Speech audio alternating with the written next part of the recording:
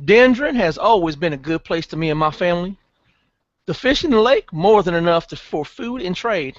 I grew up here in Dendron, like most everyone else. The calm, sweet, serene life. Ever since I was a young one, there was a rumor that the lake would go hungry at night and eat fishermen once the sun set. That was just the people's way of scaring away the kids.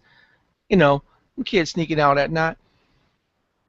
Not that it worked. Young men often suck off at night to go for a moonlight swim. Some never made it back. But accidents happen. That's what I thought. It's what we all thought. How would anything sinister be happening in our quiet town? But I tell you, I saw it. A fish with two arms and two legs. Like you and I, it snuck into my neighbor's home. Mick. Mick and I were childhood buddies, you see. So when I saw this, I was concerned. Well, I grabbed me a fish skewer and a cleaver and headed right over to Mick's home and kicked in that door. I would have went in, you see. But that's when I saw me 10 more of those fishmen. Now, I may have been an odd scrapper or two in my youth, but I ain't no real fighter. Not like you heroes. This is the one-shot called Catch of the Day. Welcome back to Infinite Roleplay. I'm Nelson, and these are my players. I'll let them introduce themselves, their characters, so you can get to know them a bit better. So we'll start with Andrew. Awesome. Today I will be playing psilocybin. If you can imagine a mix between Radagast and Herbert the Pervert, that is psilocybin. You would see a very, very old half-elf, around 160 years old, pretty feeble-looking, not too strong. He's got some what looks to be mushrooms growing out of his beard, and he's a hermit, so he doesn't inhibit normal social behavior. And that is psilocybin, the nature paladin. Moving right along to Gabe.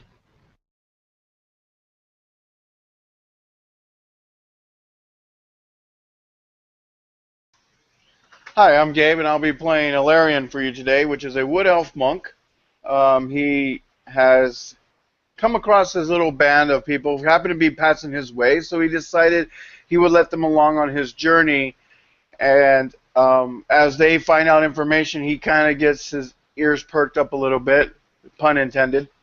And he was going to try follow up, and they wanted to see about this fish that they've been hearing. And, well, him being a wood elf, loves his fish, so we're going to try to check it out.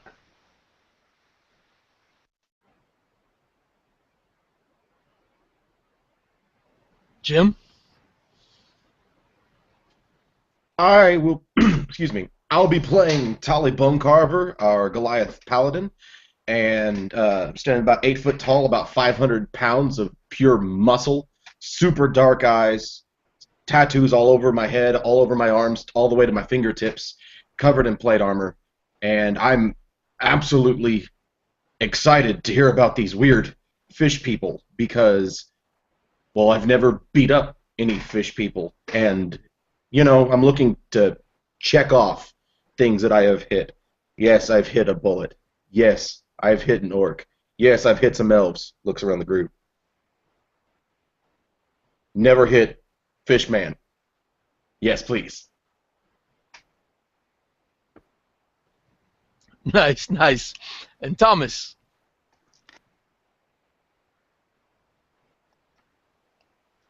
Hey, so my name's Tom. I'm going to be playing Nakota Ironvein in this campaign. He's a rogue warlock.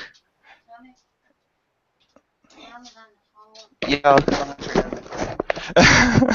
a rogue warlock who his goal in life is to end trouble in the area.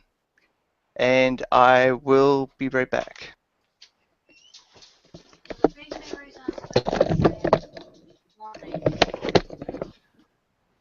Yes, well, heroes, you were all in this room,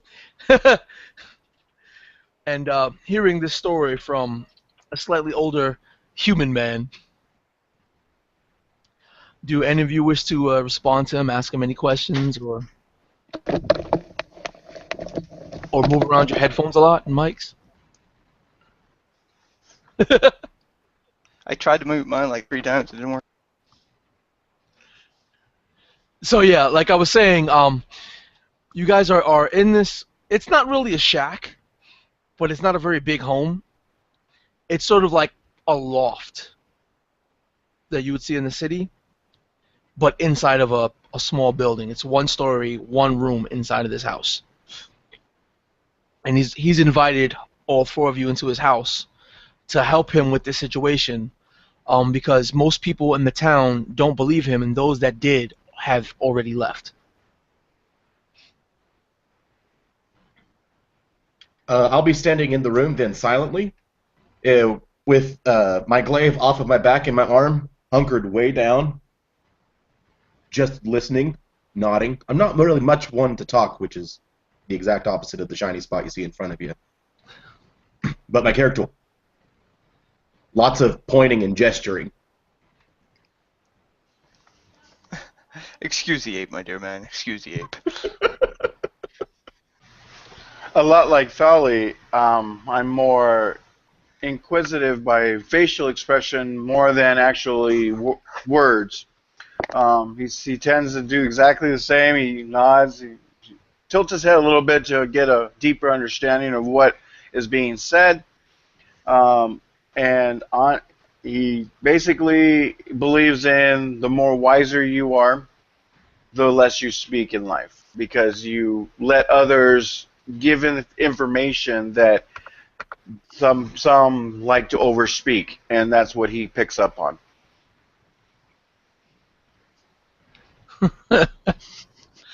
Andrew, if you're there.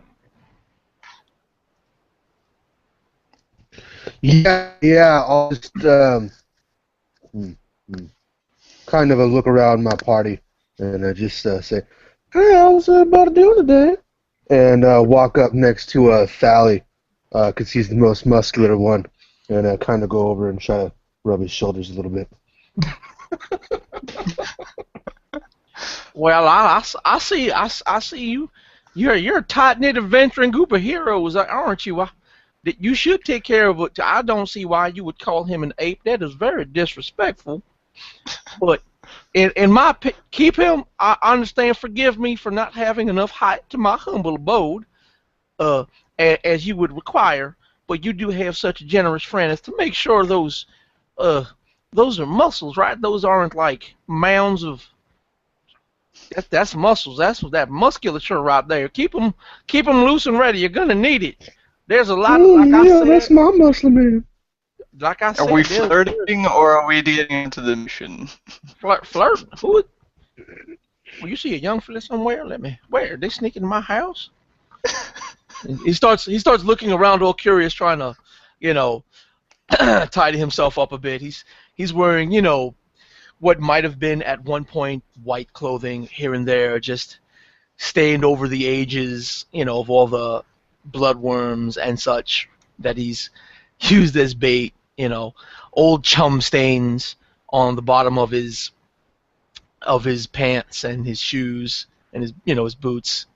He's trying to, very futilely observe, like, where are they? This is a very serious matter here, young man. We can't be joking around about these things. I didn't realize young fellows were your type, sir. I thought you wanted the muscular individual next to me. Oh, no, what I get? Look, Those I've been seeing already doing that job for him. Our town is under assault by fishermen. They've already taken my oldest friend. We were close. You understand? If it had only been one or two of them, I would have been in there. I would have saved him from them. But I can't handle me no 10 fishermen.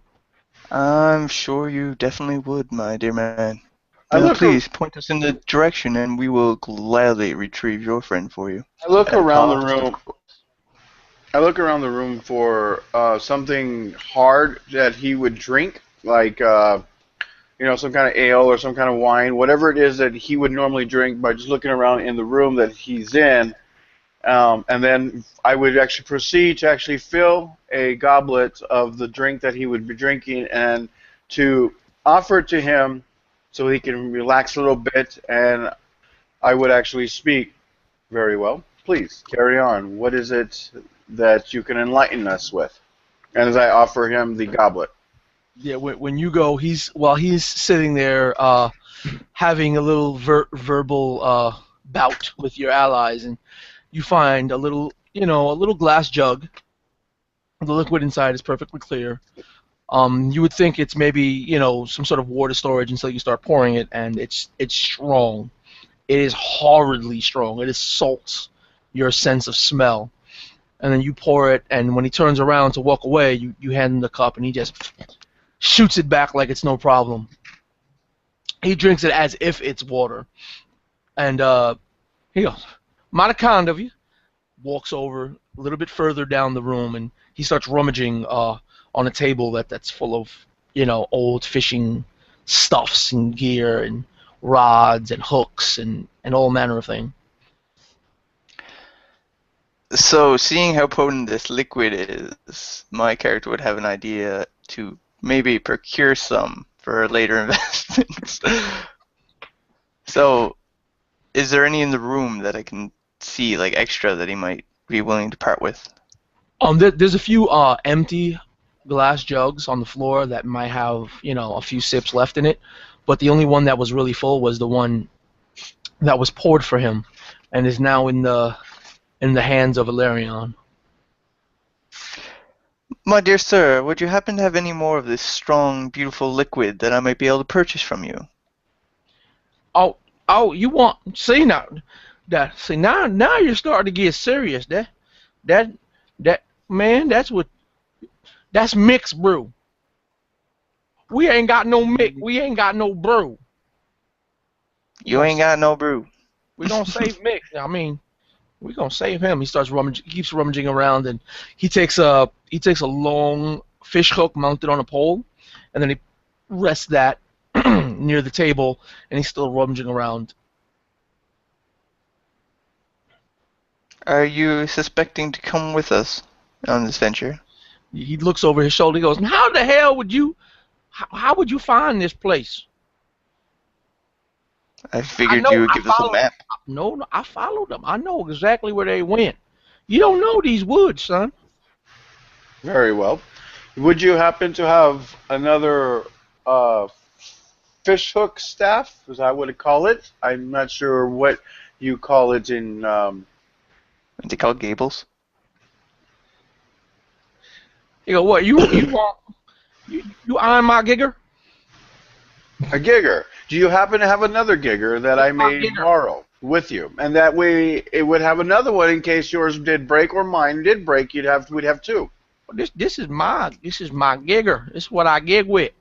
Okay. I get up in there. You understand? They fish me, so I'm gonna fish me some men, and I'm gonna gig them right by the gig.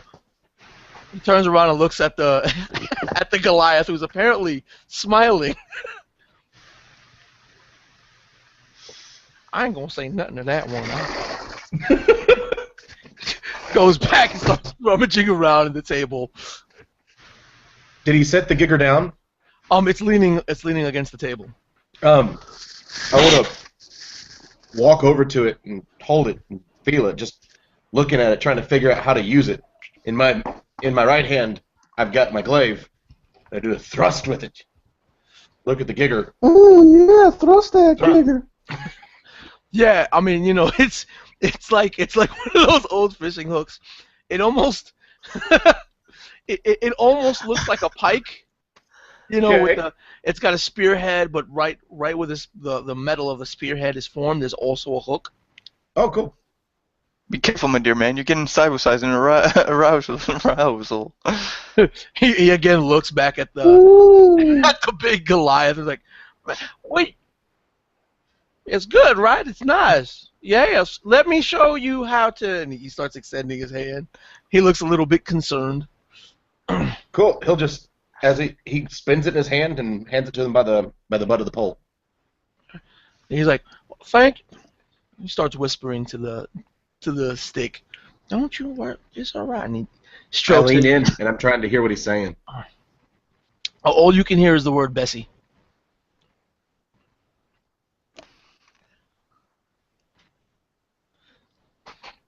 And he's like, well, he lays it beside him on the other side, even closer than he did before.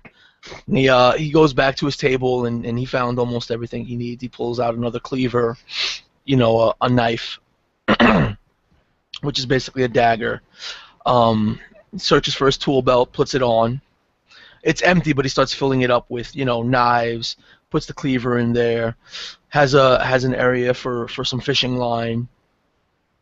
Puts on some leather gloves. Grabs his gigger, and he goes, "All right, boys, I'm ready to move out." Very well. If you don't seem to have another gigger, where would be the best place to get one on the way out of town? That I may have one for my own. Well, I mean, if you want them old-fashioned hooks that old, Billy Bob makes, I mean, you can go to his little shop, but they ain't worth nothing. I'm telling you, they is cheap. You got to make your own. Man, any fisherman worth his salt is gonna make his own tools. Don't you know? No, I do not. I'm very sorry. I'm not been in an understanding of this, but I'm definitely want to be able to help you with the tool that you would use. Well, he goes, "Thanks be the gods, I'm going with you. Wouldn't know how to deal with no fishermen anyway. Holy cow!" I'm going to open the door and say, "Lead on, my dear man. Lead on." And I'll actually ask him for it real quick, if I may, and I'll just see if he actually gives it to me. He's like, "Well, yes, we can. Come on, guys," and he's waving back to you, but he turns the other way, away from you, to pretend not to see you as you reach for his. I'm not reaching, but I'm asking, may I? And I actually said it. Come on, guys! Let's. He starts using it as a walking stick as he's walking out. Wow, I keep my balance with it. You don't want a man to lose his balance now, will you? He obviously is trying to hold on to it by... Balance is in the sense of the mind, not in a sense of an implement that's being held. Well, I don't mind to hold my implement, so let's go. Oh, no. Very well. Maybe we go to Billy Bob's. Simon will hold it for you. Very well. We go to Billy Bob's and we see if we can get me one so that I may help you. So yeah, you guys walk through town, and it's not very bustling. It's very rural. It's very quiet, especially since some of the people have already left. Left their homes, and he takes you. It looks like it's another home, but it's a little bit bigger than the one you came from. And instead of being a loft, there's obviously like a sales area in the front with some fishing tools. Fishing line, poles, hooks, ropes, all manner of implementation. And as you walk in, you hear ka-ding, ka-ding. Okay. And I'll go in and wait till actually someone says something to me, or walk up to someone who happens to be maybe behind the counter, or seems that's logically that they're working there. Yeah, or unless I get introduced to Billy Bob. Yeah, there's an older gentleman. He's hairier than all hell. Very unkempt. Seems to be chewing on something, sitting there. Looks like he's polishing a hook. And as the door goes ding ding, he looks at you and just raises an eyebrow. And then looks back into what he's doing and just starts sharpening the hook. I have come in search of and I'll look at him and I'll say, a gigger? I am here with my comrades. We are going to go seek a great horde of your town. And I would definitely like to buy one of your giggers. I've heard they're actually really good. He turns around, looks at you again, raises his eyebrow once again, leans over to the side, spits out just a mound of something, turns back at you again, raises his eyebrow. Hell, you mean a gigger? And I'll look at the gentleman. I was like, one of those, McGigger. He's trying to just not be inside that store. Oh. He's looking. He's just like, And I'll describe it the best as I can. It's a staff with a hook. I'll pull up my glaive and put my hand in a curve at the bottom of the blade to make it look like it's got a hook on it. yeah, he turns his gaze to you and he raises his eyebrow again. For catching fish. So what Big, you and want? really spread my arms out big. Just why didn't you just ask for a man? fish I'll hook? make an actual order from you. I would like some hooks, some line, some net, and some bait, please. Oh, all right. Let's. Oh, a hook. I didn't know that's He what starts- it was. He starts, shifting around in his seat. He stands up. He's actually a lot taller than you thought. He's about 6'3". He's a Okay. tall dude. He's like, all right, gent. Oh, the rest of you with this one, or y'all just browsing? We're all together, I believe. All right, so we need some fishing lines. Now, what kind of line you need? I've got several types of line. I've got 20-pound test. We're looking for something more like in the couple hundred range. A couple hundred. What you need is some rope. Not no line. He goes over, pulls out some hemp rope. It's actually double braided rope. Lays it down as it's a sample of it. He then grabs a hook, a nice solid iron hook. He goes, how's something like that look for you? Have you ever hunted fishmen before, by any chance? He furrows his eyebrow for a second, looks at you, and then raises the eyebrow back. Fishman. Oh, Fishman. hell, not with dumb stories again. He goes to grab the items off of the counter.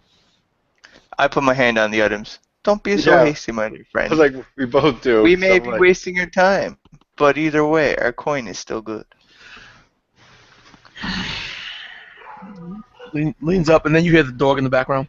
Leans up, spits what he's chewing down again. He goes, well, yo, you do make a point there. Now, well, like I said, how does this here look for you? Haven't pulled in anything big enough to snap this line yet. Then I guess I'll take it. He goes, And how how many about feet of line like you? this would you like? 8. 8 feet? 8 Well- setups of the same. 8 setups of 8 feet. So what you need is all right. So he goes to the back and starts moving some stuff out of the way, and it becomes more apparent that he has several spools of different types of rope. He measures it out. He's got a stick that has obviously no measurements on the stick, but he takes it out, measures it about stick length, saves a spot on the rope, does that a few times, then rests it on a small little half a table, and then just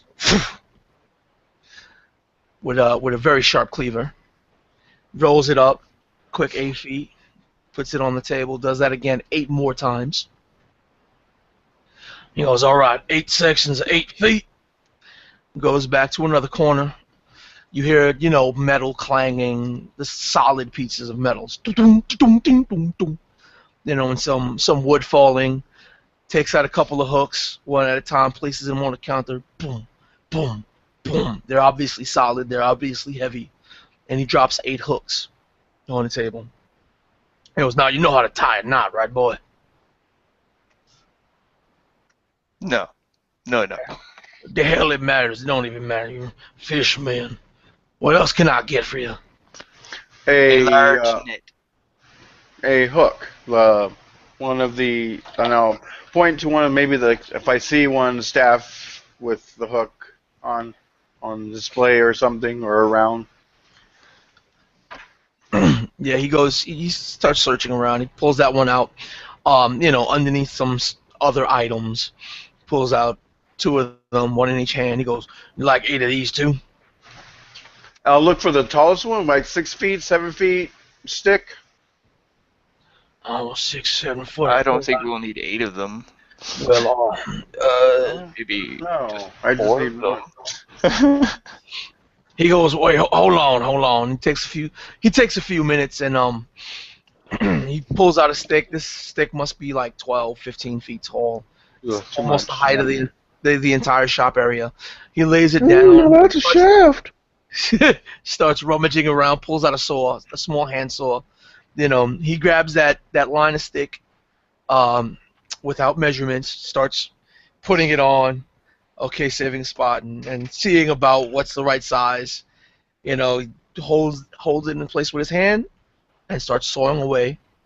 Saws you out of length. Goes what looks to be underneath a desk. The counter must have something behind it. Pulls out a hook that looks like it's about to mount to the top of that. With a hammer, starts hammering it away, and then gets some spikes and hammers those in. And he goes, there you go. 12. You said you wanted a 12-footer, right? And 12-footer right there. No, I said about 6 or 7 at max. 6 or But- oh yeah. He breaks the handsaw. 6 or 7. And he starts sawing away, and then he stops, and then he walks back to the corner, grabs that measuring stick of his again, which is not demarcated in any way. It looks like it might be a yardstick somewhere around there, and he starts sliding the stick up and down to guess a mark, and then he starts sawing a bit of away. There you go, it's about. You said how much, Max? 7, and I'll see if I put it up next to me, and if it's at least about right here, I'll be happy. Yeah, it's about right there. He And goes, there you go. Let me get the net for this little one over here. He goes, what kind of net you want? Because apparently you hunting you some fishmen, so ain't no fishing net gonna be enough. I'm going to want a net that will hold you. A net that. You're very funny. I think so. He goes he goes off to another corner and just grabs a couple of nets. He goes, there, that should be good enough. I lay 2 gold on the counter. Thank you. He goes, well. He swipes up the 2 gold. He's like, the price for the hook, sir. he starts biting them to make sure it's gold. It's actual gold. And he's like, oh, well, it's a pleasure doing business with you. Crazy as you are, I mean. And he goes back, sits down in his chair, puts his hand in one of his pockets and puts some stuff in his mouth. And the price for the staff. I mean, the hook. I just paid for it. Let's go. Yeah. All right. So yeah, he just I'm gonna paid for exit the shop. all your guys' stuff. So you exit the shop. The old man that you met is just sort of looking around, watching you guys exit, looking at what you got. Like, oh hell, looks like you got yourself a gigger from old Bob, huh? Good luck with that. Gonna do this. Well, I did give you a chance to offer me one that I could use, but since you didn't have another, I needed to get one for myself. Well, a man's supposed to have his own gigger made with his own hands. How else, man? You don't know that, man. Thank be to God that I'm showing you where this place is. You won't know how to deal with these fish, man. You're very correct, and we also, I can tell, we didn't have the time for you to teach me to make my own tool, so therefore I had to resort to buying one. He goes, well, you got a point, but let's go save old man. We got to get my man back. He old friends. We're old. We go way back. We're wasting times over here buying substandard giggers. We're waiting on you. And well, Dolly will grunt at you, drop his head, look you square in the look down at you, and just with his glaive in his hand, point the blade down the direction we were going. Does Tolly have a backpack on him by any chance? He starts limping away, using the staff as a cane again. Yeah, well, that's exactly what I'm trying to say. We just go. Jim, does Tolly have a backpack on him? Yes. I'm going to start putting the supplies in his backpack. Okay. We've been working together for a while, so I just assumed that whenever you come over, whether it's good for me or bad for me, that you're putting things in my backpack. Yeah. All right, so Stuff this time. you guys start up on your way. You know, you exit the town. You head north a little bit. He seems to be taking you a little bit off the beaten path. Some of you that are astute enough to know that some of the turns were unnecessary. Making the trip just a tad bit longer than it should be. But it only takes about half a day's travel to get to where you're going. And what it is, it's not like it's a mountain or even a very big hill. It's more like a mound of dirt with some like large stones sticking out of it. So it's closer to a hole in the floor than it is a cave. He goes, "That's it. That's it. They took them right up in there."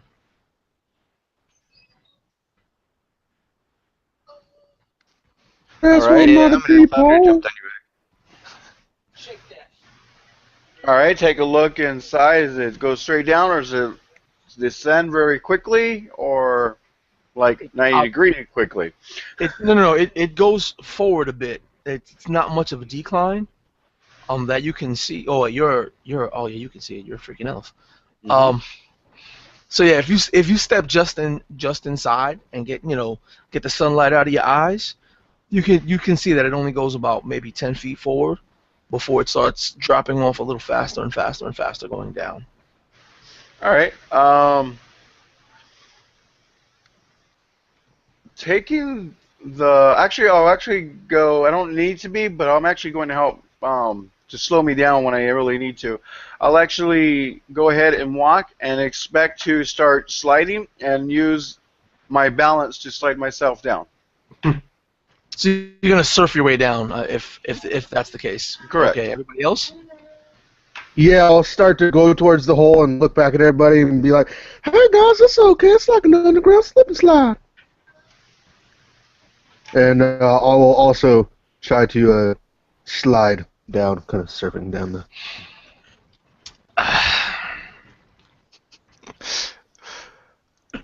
Anybody else? I will use the end of my glaive and walk. I'll just walk toward the edge. Once the decline starts to increase, I'll turn my feet sideways, just trying to get more leverage, and use the end of my glaive up against the ground to give me just a little bit more stability. With my All right, 120 dark vision, can I see anything more? Well, before we answer that question, I must get some sort of acrobatics or dexterity check from our giant over here, I'll take it. because I'm not sure how he's seeing where this decline begins. Well, I've got dark vision. You do? Goliaths have dark vision, don't they?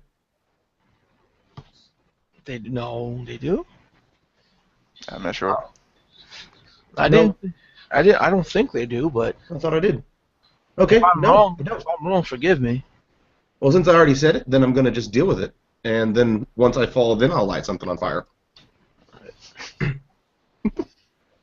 I could have swore I did, but I can totally say I read that incorrectly.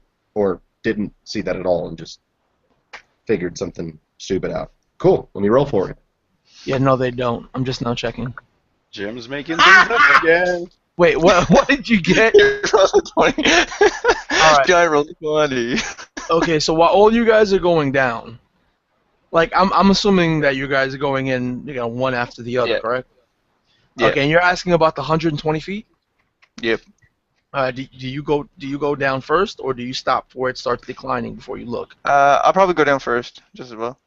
All right, so you're going down Actually, first.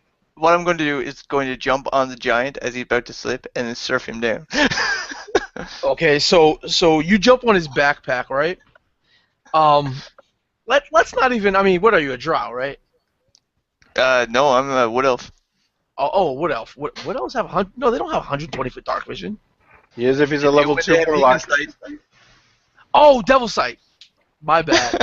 I'm sorry. So yeah, you jump on his back. We'll just say you make it onto the backpack as he sticks the base of his glaive into the ground and starts walking. He feels, all of you start feeling the ground get real soft, and the Goliath will slip. He won't fall, but he'll slip, and he's not walking any further. He's more like he's sliding. Not ridiculously fast, because he's got the base of his glaive slowing himself down as the ground sort of gives way to more muddy floor. When I roll a 20? Yeah, you're not going to fall. You're not going to take falling damage. That's it, my friend. Surf the stone. So As I do like a pose. but for Alarion, 17 acrobatics. total of 17. Well, 17 acrobatics going down. Okay, so you managed to you're not falling, you're not slipping. You can tell it's starting to become closer and closer to a vertical drop, and you'll get it. You'll slow down enough. The old man, you see a light from above you starting to come down, and you hear, "Help!" as he starts sliding down a little bit after you guys. For fun's sake, let's roll a d20. Let's roll a d100, right? Okay. The first one's going to be the hundreds to see how much of a fall this thing is. 18 feet. So we'll round the fall up to 20 feet. So Those are D8s. those are D10s that I rolled. I didn't roll a D100. I rolled D10s instead. It's all right. Oh. Yeah, there was. Okay, never mind. It'll be about a 20-foot fall. Sorry. Because you rolled so well in your acrobatics, we'll just say you only take the momentum of half of the fall. For Nakota. Yeah. For Nakota, we'll have him roll a DC 18 strength check, and if he fails, Strength check. he fails and he lets go just as the Goliath hits the ground, and he just falls off the backpack like it's nothing, and then takes the brunt of the fall. If you succeed, you manage to hold on. Could I just do a flip off him and then try to do a dexterity save to land? A dexterity save to hold on? No, to jump off him while he's sliding, while he's falling. To jump. That sounds like athletics. You could do athletics. I was thinking acrobatics, but athletics, I suppose. I mean, just jumping off of him, you're not going to counteract, forces like that. Good point. Okay, we'll go with strength, is it? Or athletics. Athletics. If you have athletics, you can roll with athletics. Okay.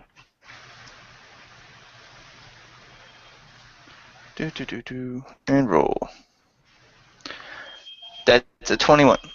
Okay, so you managed to hold on with dear life. You become one with the backpack.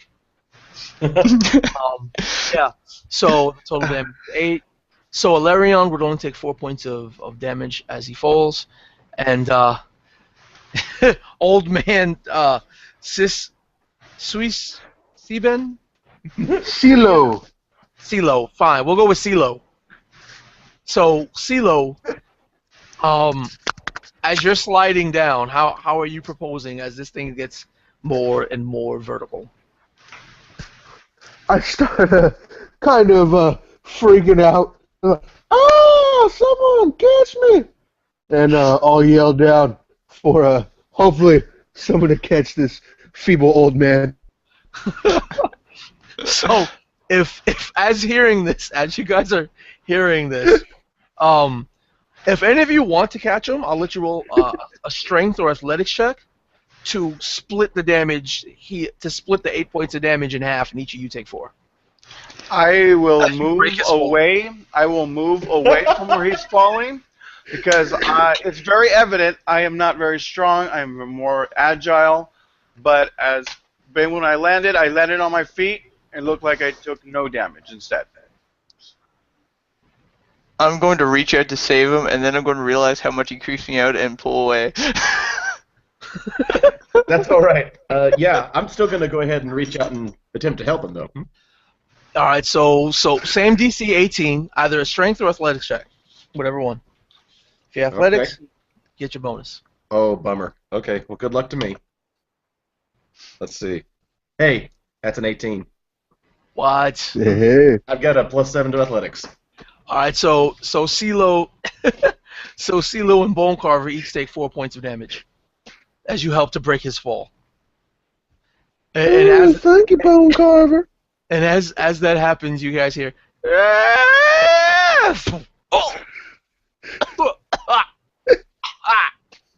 as as the old man falls beside you, covered in mud. I caught the wrong guy.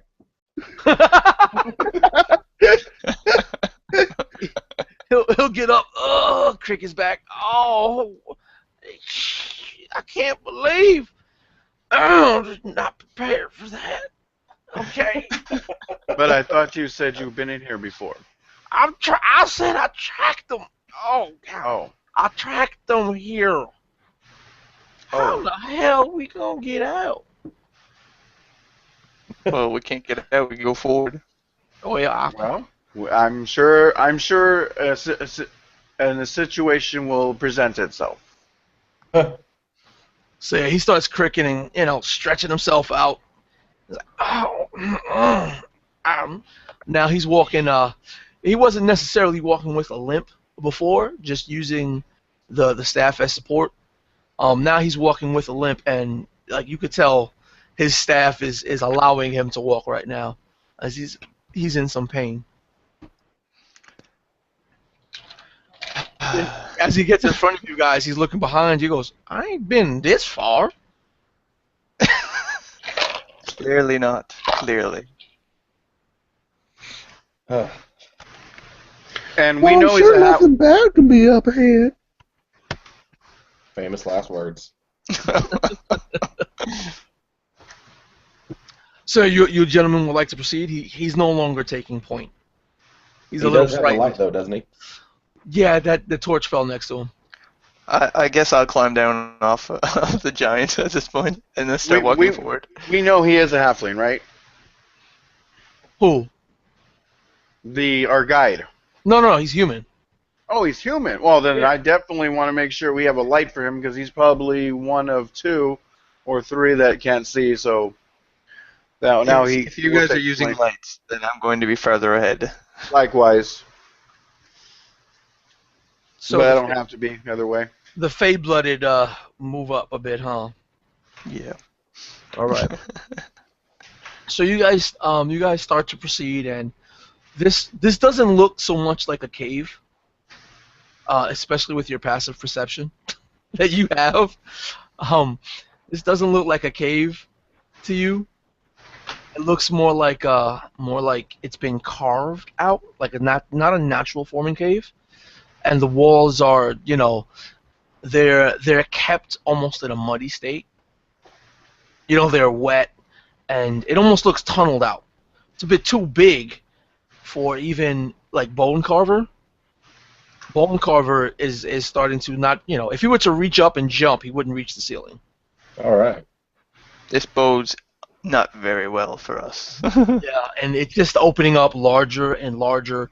And there are a few twists and turns, but there are no branching off tunnels like you would see in some caves. It looks very deliberate. Onwards into the depths of hell we go as I walk forward. All right, you keep going forward, and then it comes to an area where it looks like it's a room, and there are bones littered throughout this room. And then there's 3 exits from the room. You hear nothing from the first 2 exits, but on the third, You can hear what sounds like chanting. I'm going to cast Mage Armor. With his motion there, I will then as well do a kata using the new staff and hook and draw a line in a circle around me. And when I do that, basically a white shimmer of lightning and a black lightning, like every, I don't know, 2 feet. And you can basically see the rise of mage armor upon myself. Nice. I'm also going to cast False Life. Yeah, so in the distance, both Carver, CeeLo, and the old man can see little purple flicks of lightning forming just in the distance outside of the light. I have 5 temporary hit points, just to be announced. Sure. I have my glaive still in my hand. Yeah. You wouldn't have left it, would you? I'm assuming you wouldn't have. Never would have. Oh no. So yeah, you see that in the distance, because like I said again, because of his passive perception, Nakota can hear just in the distance. It's not very loud, but it's like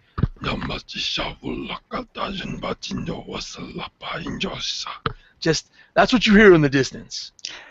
I'm going to sneak over that way. As stealthily as possible. So Alarion, you can see Nakota just sort of slink away towards one of these exits. All right, I'll see if he steps on that twig over there before I make my movement. So yeah, roll a stealth check. He's hoping I fuck up. Yeah, he's calling you out. He called it. So you step on a, you know what you step on? You step on a bone, not a twig, and the bone just goes under your weight. That being said, it's still 18 total. No way. You had a plus Actually, I don't 16 think to that's yourself. No, that's not Really? right. That's not right. That's not right. No. That's not right. Hold on. It's 10 plus, so it's 12 total. Sorry, my bad. Look at the wrong You character. know, between you and Tatali, you guys make a great overpowered character. I was looking at the wrong character sheet. I'm not overpowered. I've not done jack yet. I was looking at the wrong character. Dark Vision? Vampire open. Dark Vision Goliath? I had a vampire open actually, but my bad. Yeah. So yeah, you step on a bone and hear the crunch, and Alarion can hear the as the bone crushes. Just he happened to step on just the right part of the bone where his weight would crush it. And I saw his footing where it was going. I'm like, yep, he's going to step right on. Yep, there it is. Do you tell me that I'm not being very silent? Well, again, because of your immense passive perception, you can start seeing something. The mud around you is starting to move in certain places. Do not move anymore. And I'll look around No. and I'll say, That's what Nakota sees, oh, okay, never mind. because he's got that ridiculously high passive perception. He has a higher one. I thought. I don't did you think I'd take- look to Sally and Wait, inform hold on. him that really I'm. quick, Alright. Gabe, did you take that feat or no? No, I would change it to athletics. Yeah, so his is actually higher than yours. Oh yeah, okay. Yeah, yours was like 18, right? This is 18. Yeah, so I don't remember now. we got you You back. guys told me I was wrong earlier, so I redid it. That's and because now I you think it's said wrong it was again. like 22. That's only with advantage. So Yeah, Yeah. 17. It's 17 without okay, so advantage. 17. It's still enough for you to notice it, because it's not really stealth. It's more like subtle movements. Okay. So, So did you does let it seem anyone like the know? mud's alive, or does it seem like it's just me moving the mud? You could no, it's moving not in your immediate vicinity. There's like a spot 30 feet away from you, another spot about 35, 40. I'm going to say lowly, but loud enough that he can hear me. It seems like this might be some kind of quicksand or mud in this case. And then I'm going to, I'll dig my foot in a little bit, I don't my know. forward right foot, to test the ground to see if this quicksand he speaks of is the truth. So, if anything, it'll probably be insight, but using the ground for if he's basically saying it's quicksand, because that's what he's using. Yeah, your foot digs in as far 25. as your foot digs in as far as you want it to dig in. You're not sinking purely of your own weight, but when you start wiggling your foot in, moving the mud from side to side, your foot just gets deeper and deeper. And because of your score, it goes in as deep as you would like it.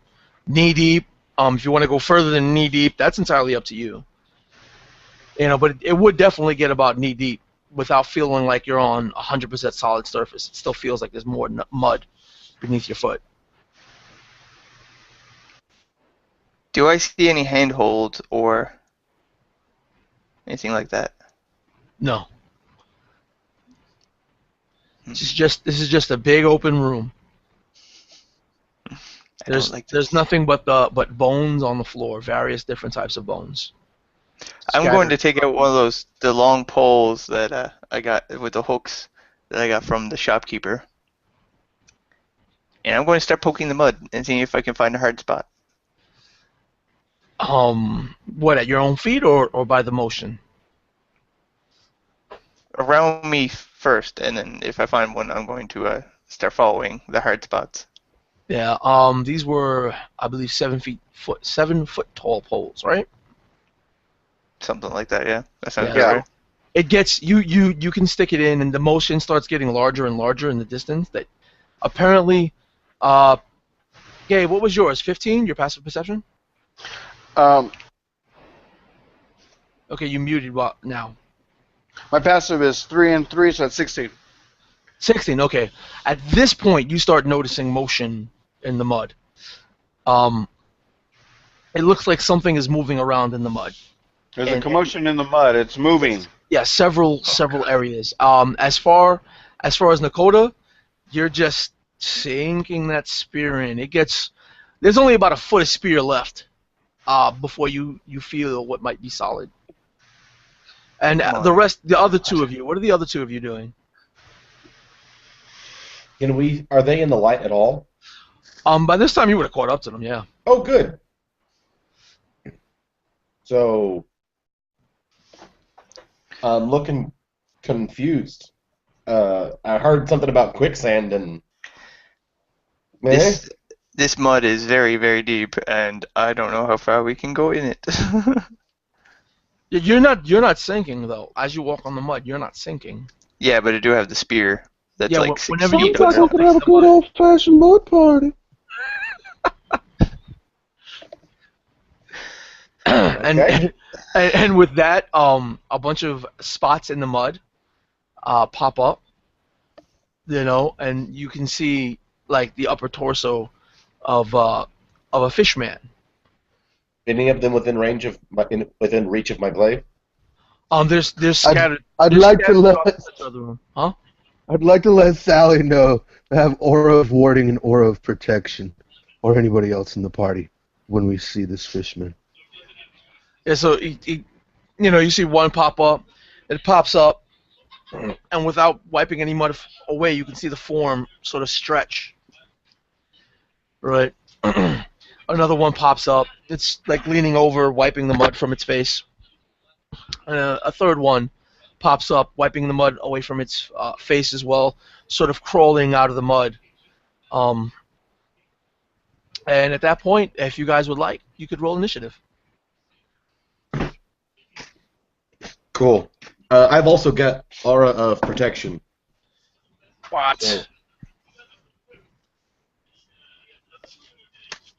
So 2 of those and a warden. Sweet.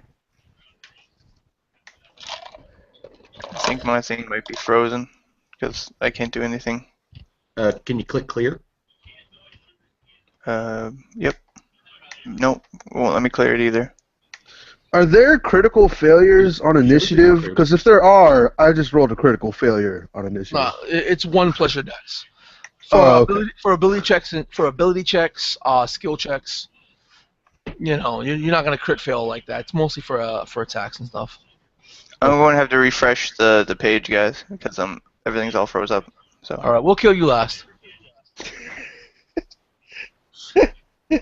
So once you roll that 1, what's your modified initiative?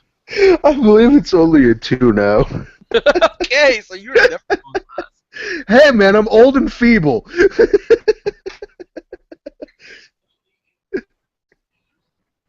Everybody else, what's your total initiatives? 10. So 10 for the Goliath.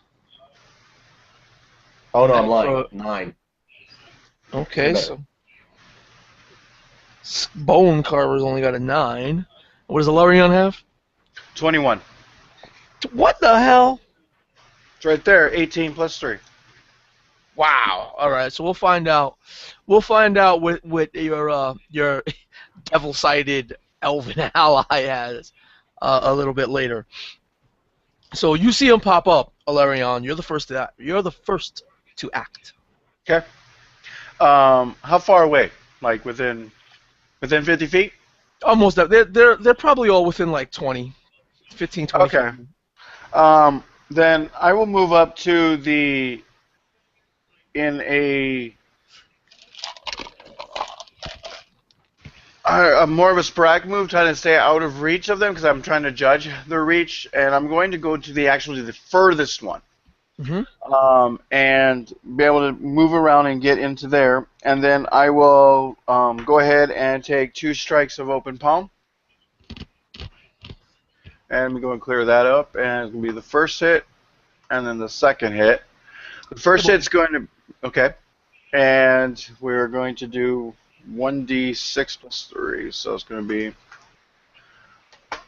so that'll be 11 points of damage with both hits. All No, right. it's 11 total. Excuse me.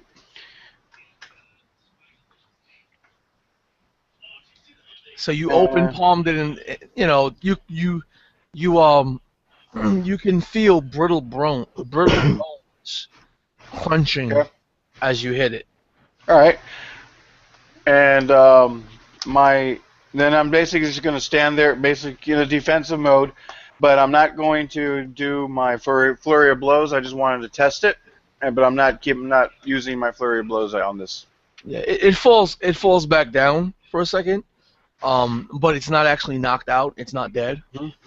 But you felt like you broke some of its bones as you hit it, and with that, they start to go. The one who you just wrecked, you can see it start wiggling, and as it starts wiggling, it's going back into the mud. Okay. So so there's that, and then the other 2 sort of pop up. One charges at you. Actually, you know what? Hearing the cry of the third, both of them charge at Alarion. They get up out of the mud and they start running towards him.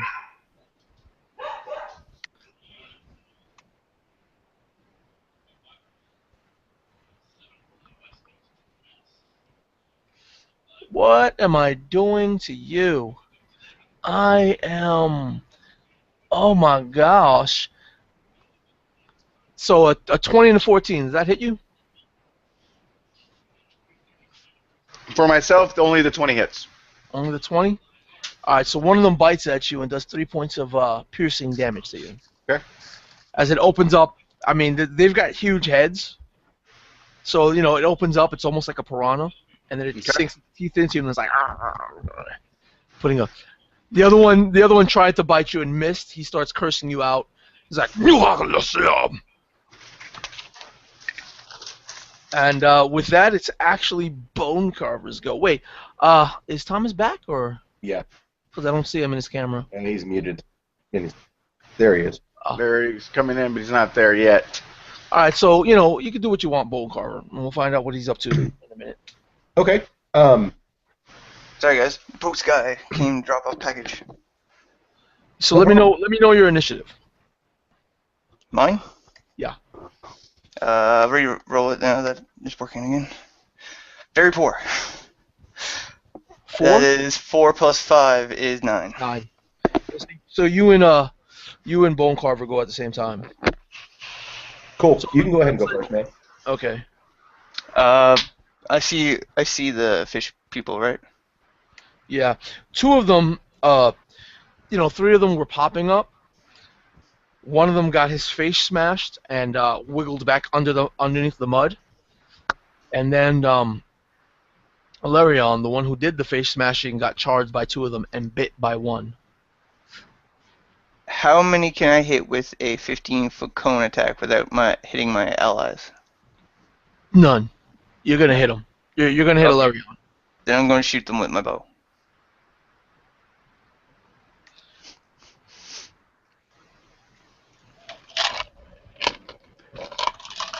Keep in mind, I went to the I furthest missed one. as well. for You him. know, but they both. Yeah, they're not near him anymore. I They're missed. about 30, 40 feet away from him. You missed? Yeah. What'd you roll? 6 9? plus 5. 6 plus 4. So 10 total. Yeah, you missed.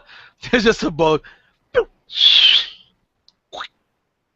as it hits one of the mud walls, and with that bone cover, Cool. And how far away are they? Did you say? you could charge into them. You can get there. Cool.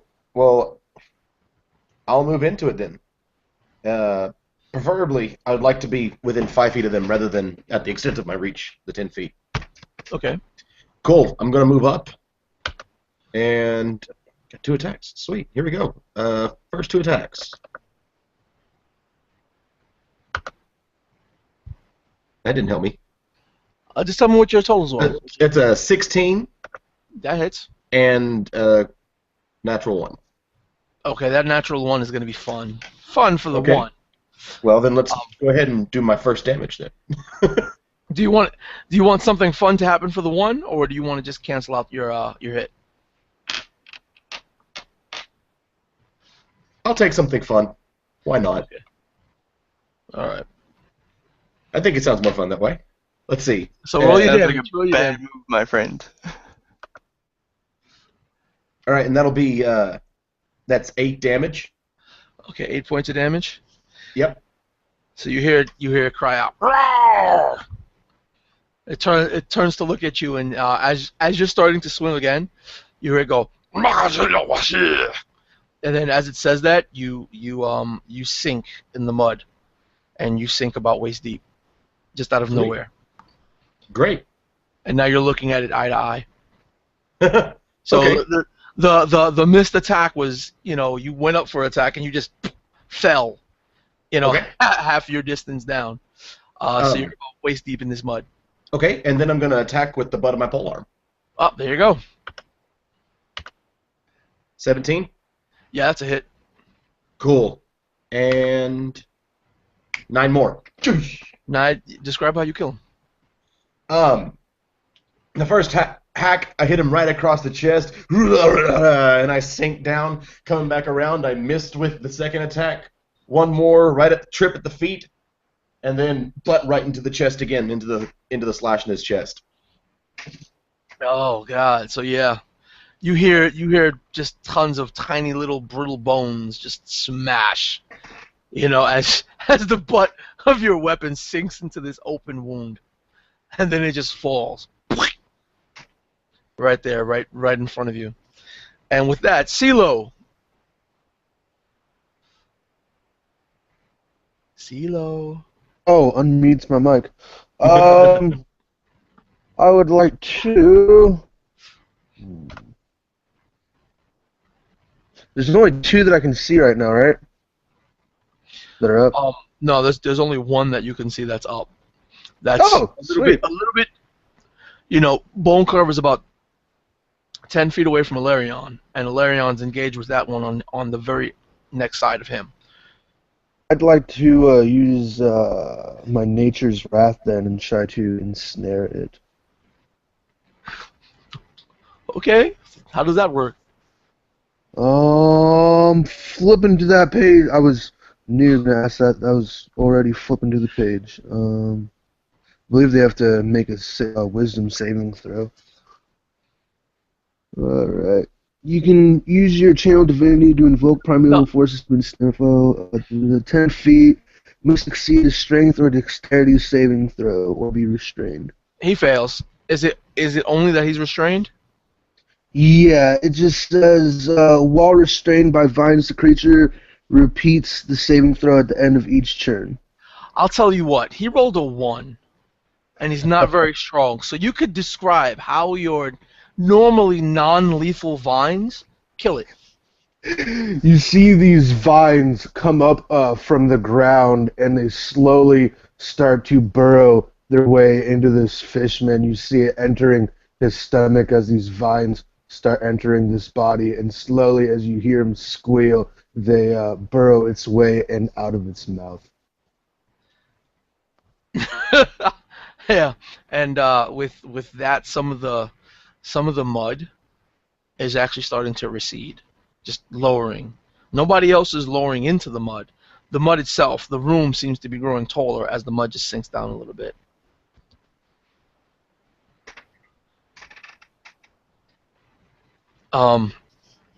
Yeah, with that, no, the one that escaped and the other ones seem to be the motion that you did see. For those with dark vision that can see that far into the room, it stopped. So everything stopped. It's now calm here again. I don't trust this calm. What would you as a group like to do? I'm going Climb to out of the back mud. up to solid ground to make sure that I'm away from the mud. There is no solid ground. Goddamn. Oh.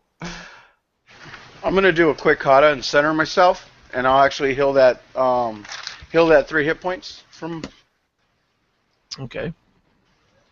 and that'll be 21 left. I'm going to cast protection from evil. On myself. I'm gonna Don't try know to if get it'll out of work this against fish waist-deep people, mud. but hopefully it does.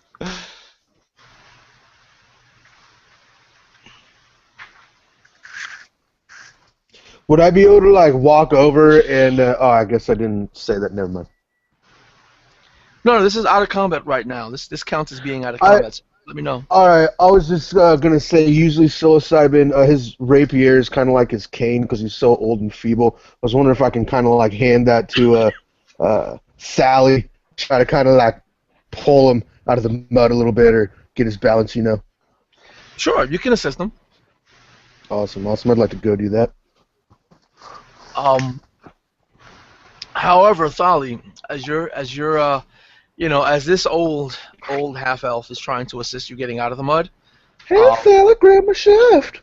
Yeah, you would you would normally this would actually help, but it's kind of counteracted by the fact that the mud seems to be growing in pressure around you, like it wants to hold you in. Okay, well, I'm gonna do everything I can to climb out of that then. So give me an athletics. Would it be athletics or just pure strength? Athletics say seems strength. good. You're climbing? Because you're climbing? Well, either climbing or you could treat it like I'm fighting a grapple. Or Sure, yeah, No, athletics. Go for it. Go for it. 15. Yeah, you managed to get out. Oh. You pull out, and then yeah, as you're standing, it literally sounds just like that. And then when you get out, there's no hole left. There's no hole at all. There's no void. There's not even a divot in the mud. You do, however, have what looks to be two muddy hands grabbing at your ankles. It's disconnected from anything else, but you have what appear to be two muddy hands grabbing your ankles. I'm gonna, out of just surprise and reaction, just swipe at those hands with my glaive. Yeah, it goes right through them. Oh. It goes, like if it were mud, Okay. and then that, they I look- start bleeding away. They don't bleed, but they start melting away. Let me say it like Okay. that. I put my polearm, my glaive, under my arm, swing my backpack around, dig in, pull out a case, crack it open, pull out a piece of paper, pull out an ink pen or a quill, and write on it in mud hands ? Check. Roll it back up. Put it back in my scroll case. Put it in the bag. Ready. All right. So, would you guys like to spend some more time in this muddy room, or go down the passageway? Go. I think we're all fucked, but I guess we'll go forward. Yeah. The old man that's leading is like, well, oh damn. I'll pick him up and carry him if he's not going to come with us. He limps in the mud, and he starts poking away at the floor, just every few steps. All right, we'll continue forward then. So you continue forward down that one passage you heard what seemed to be chanting, and as you're walking around, you start seeing again. It's a large tunnel. It looks artificially created. It's not naturally forming, and everything around it is mud. This mud, you're not sinking down in this mud. What the hell? Yeah, and that's an odd sound you might hear going down that passageway. You're not sinking down in the mud, and you're not actually being slowed in the mud. It's not really sticking to your feet. Your feet aren't sinking into it at all. It's more or less like there might be sort of a few millimeters of mud. Like it's almost like walking in the grass, but it's mud. Right? And you start hearing louder and louder. You know, you start hearing this odd language and these odd chants getting louder and louder as you grow closer and closer to it. I dig the beat, and I start bobbing my head to it. Yeah. I'm suing Turn to yourself. Sally and be like, yeah, Sally, let's dance. All right, and as you guys continue, the area of mud is starting to, instead of being circular, is starting to show a little bit more square, and it looks like they may be covering some sort of pillars or maybe pillars of their own, and there's translucent runes and writings that you can I'm going see. to use my knowledge arcane to see if I know what it is. Yeah, it's not arcane. Okay. They're just glowing and odd, but it's not like they're a spell or anything. Okay. So it's arcane. Yeah, arcant. It's arcant. I thought it was not. Yeah. So you guys start proceeding, or? Oh yeah. So yeah. Yeah, it's getting louder and louder, and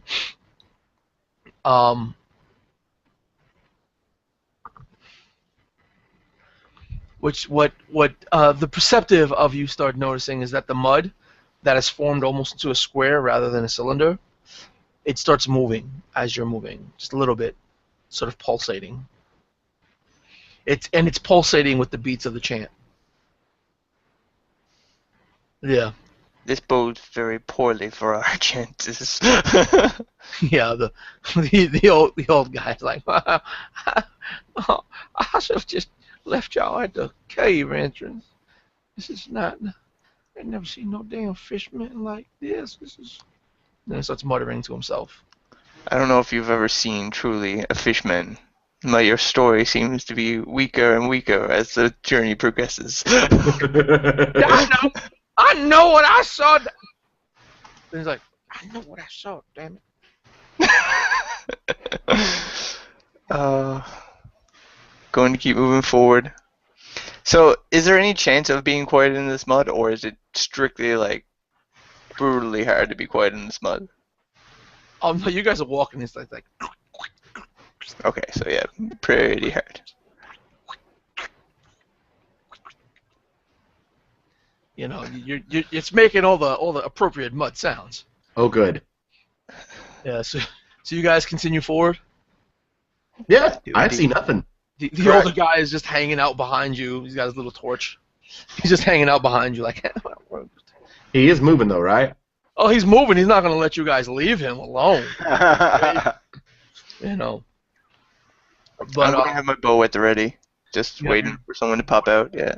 so you guys are keeping an eye out ahead of you, or like are you looking at the Absolutely. motion, the pulsing of the walls?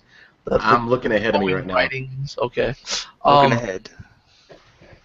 You guys get a few steps ahead, and you hear, "Hold it!" I pause, look back at the main. Nope. You Hold do on. see his gigger. Do we see his torch? I'm going to reach down in the mud and see if I can't pull him back up. Reach what in the floor? Yeah, in the floor where he Are you- was last time I know. Are you wiggling your hand into the floor? Yes, I'm wiggling my hand into the floor. All right. When do you stop wiggling your hands into the floor? About how deep? When it goes over my head. When it goes over your head? Okay, so you get to about shoulder deep, and with disadvantage, roll an athletics check. That's not even cool. I think he's done. So the first one's a 13, and So plus 2, yeah, that's not going to help him. It's an 8 plus 2, so 10. Is the hook that we have on our stabs? I guess he's gone. yeah. So you guys notice that that Nakota is like digging around in the mud, and then it looks like he's moving to get down, and then he just sort of goes head first. His legs kick up into the air as he gets sucked into the mud. Yeah. Is the hooks on our staves not serrated, but sharpened on the inside, or is it just a pike where it's just a piercing? It's just piercing.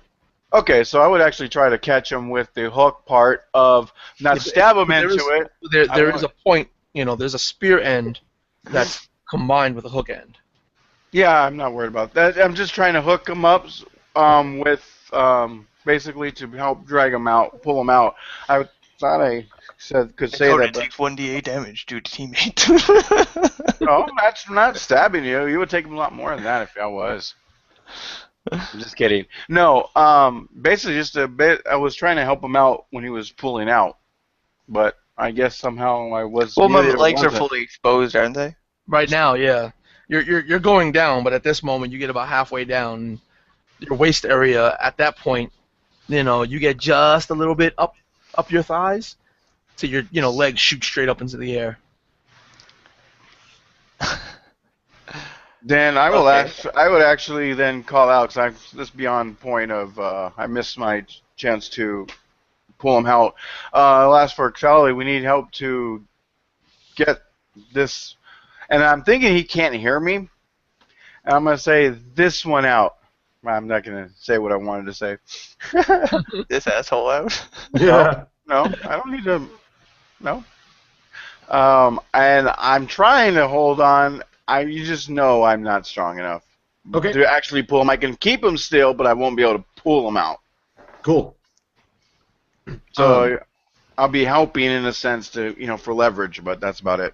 CeeLo, are you anywhere near me? I'm assuming yes. Of course, darling. Cool. I hand you my my polearm. You're welcome. And I'm gonna go over and I'm gonna reach into the mud and help you grab his leg and pull.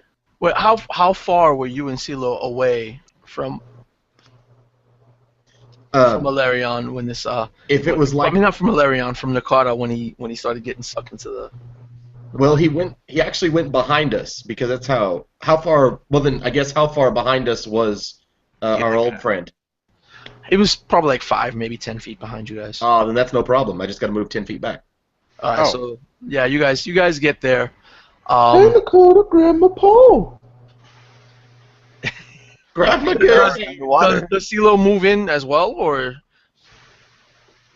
you move in to help somehow, CeeLo, or Yes, I'll follow Sally and help Nakota out. Well, then I'll back off. There's no reason for two people to help. So I'll just kind of back out. He's probably stronger than I am anyway, so. So as you back out, behind you guys, you hear.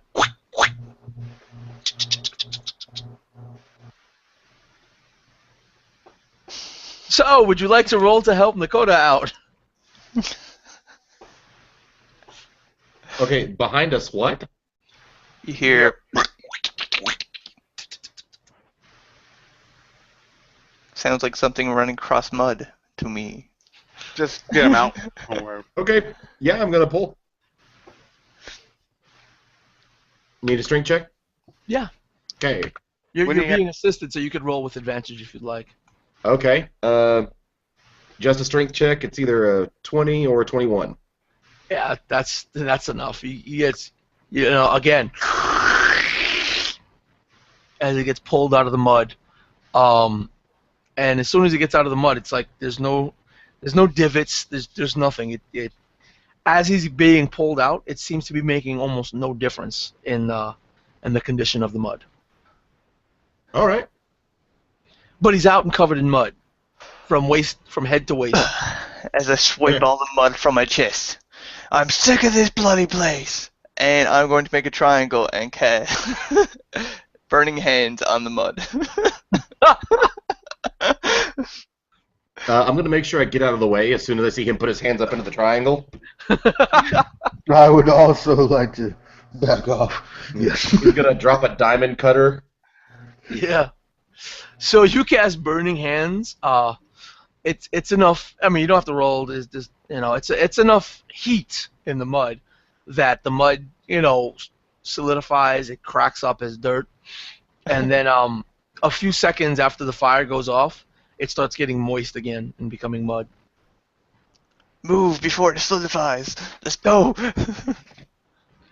So you guys are going? Yeah, the other guy's as good as dead to me now. Okay, real quick. Yeah. Did he let go of his torch? Yeah, what he was holding. Then I will take his torch. Yeah. And I will take my glaive back. And now the light is on me, and I am happier. Okay. So, in what direction do you guys head? I'm still following. Even further, I guess.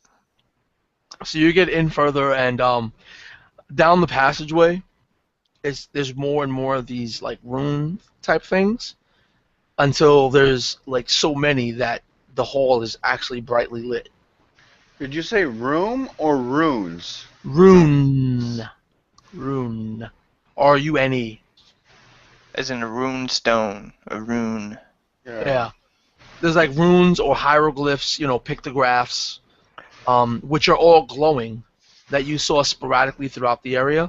Now there are so many of them that first the hallway became dimly lit, and it's almost like it's brightly lit. Like it's very easy to see now. Oh, well, good then. And you still see the pulsating of the mud. As you.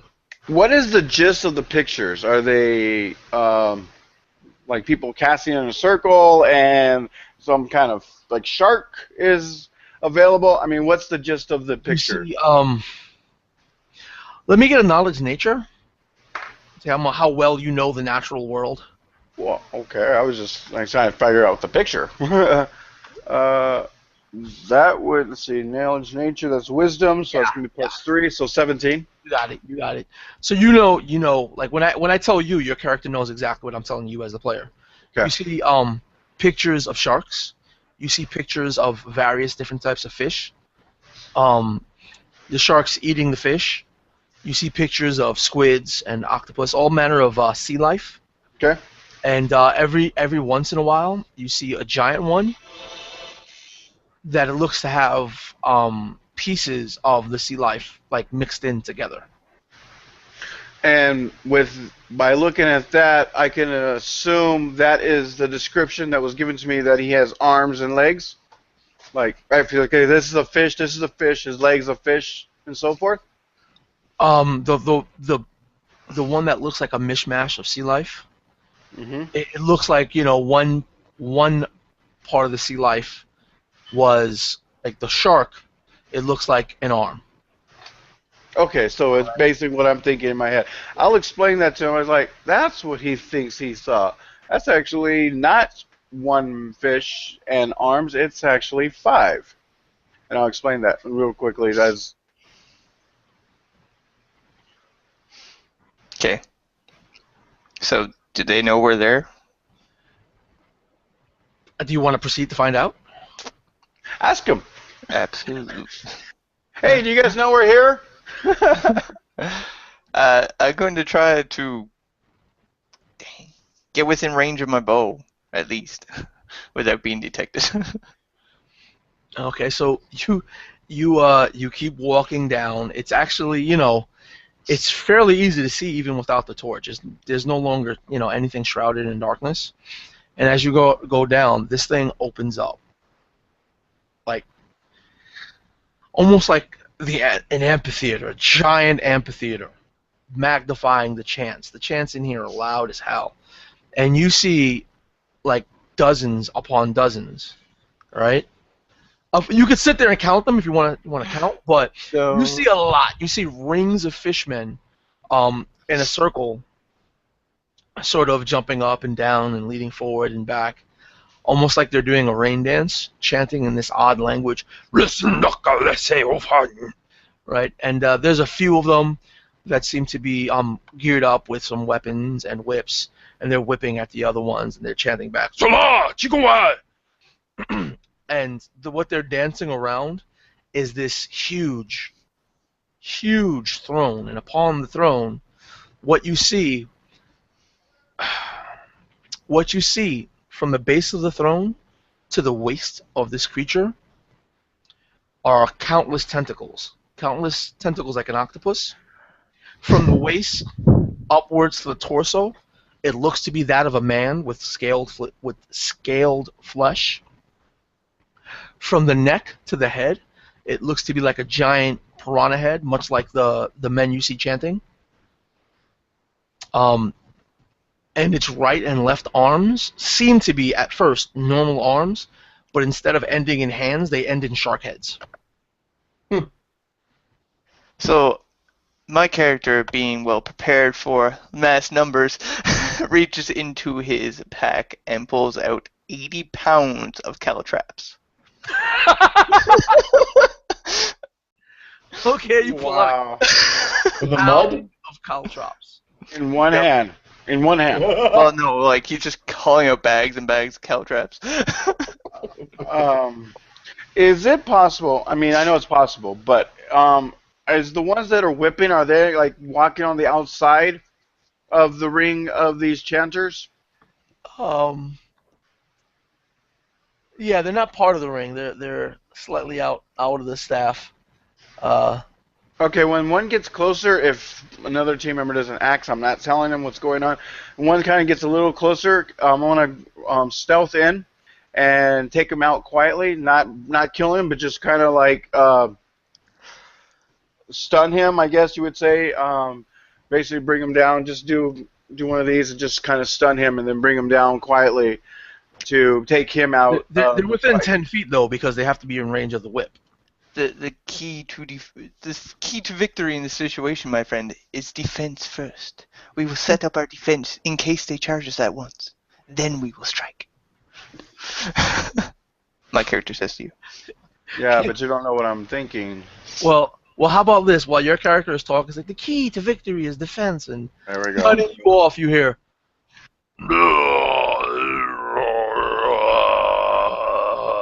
And you just hear that for a little bit. Excuse you. And the mud underneath your feet.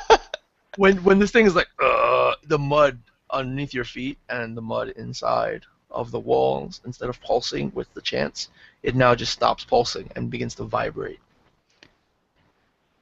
So now's my chance to stealth in and then take one of them out by stunning it. Then. Okay, so you can stealth in. While you're doing that, I would like to know what CeeLo and Bone Carver are doing. Oh, I don't understand at all what's going on. I see him sneak off, and I heard Nakota talk a little. So I've got. Oh, My- you you heard. can't You see. definitely. Oh, wait, the room's fully lit up though with the runes, remember? So you can see exactly what's going on. Well, okay, but I haven't seen. I've excuse me. I've not seen Ilarion actually go up and do this yet. So he's walking away. Yeah. You just said something, and now the ground is vibrating instead of pulsing. No, and you heard that voice. And it's from the shark, squid, man, piranha thing. Yes. I'm going to start spreading caltraps in front of me, so if they start charging us, it'll slow them down so we can get Well- away. What I'm asking first is what are Burn Carver and CeeLo doing? They have yet to respond to the situation. I want to give them a chance. Okay. If I move, how far away is the big guy? He's about 40 feet from the entrance. 40 feet from the entrance, and we're standing in the entrance. If you want to get to the entrance, then yeah. Okay. And how wide is what we're in right now? The hall, Yeah. it's about like 15 feet on either side from you, so about 30 feet in total, and maybe about 30 feet high. Yeah, that's not helpful at all. We might as well go to the room. Yeah, look around. I'm going to grab my polearm, and I'm going to move to the opposite side that Ilarion did. Okay, and CeeLo? With that, I'll be like, "Hey, fella, where are you going?" And I'll start following him and assume my position behind him. Not hiding. So as you guys all start walking out, the one who's best suited to see this, since he stayed next to the entrance, is Nakota. And what Nakota sees is right behind you. The mud starts dripping from the wall, and then as it's dripping, it seems to not disconnect from the wall and forms bars going from top to bottom behind you. And then you see behind those bars, the mud vibrates some more, and it looks like a couple of mud-covered fishmen come out, and they run their hands along the back of the bars and create crossbars as they run from one side of the hall to the other, and then they disappear back into the mud walls. I wouldn't have seen that anyway. Are you right there, brother? I don't know what to do. My friends are now fucked. Peace. See ya. Just kidding. No, it happened slow. behind you. It happened behind you. Heaven behind me. Oh, Yeah. even worse.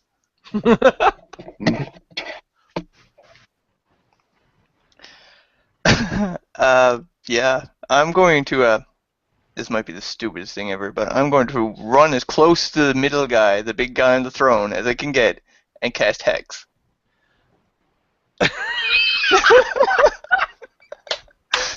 I second what you say, and I agree with you. That is the stupidest thing you could do. You do that as you're actually running to this huge creature, right?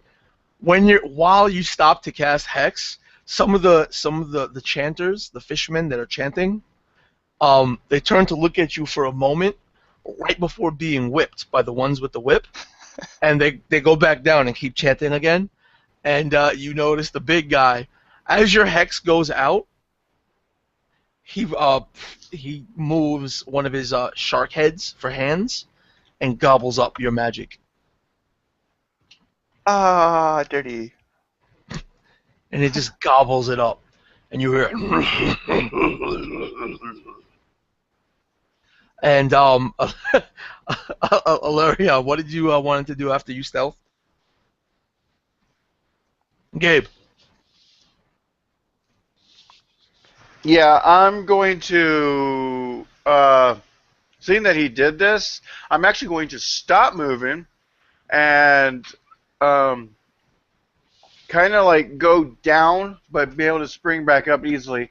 And so that I'm having no motion of where I'm at now, so that everybody else that's going to cause motion is going to be seen versus me.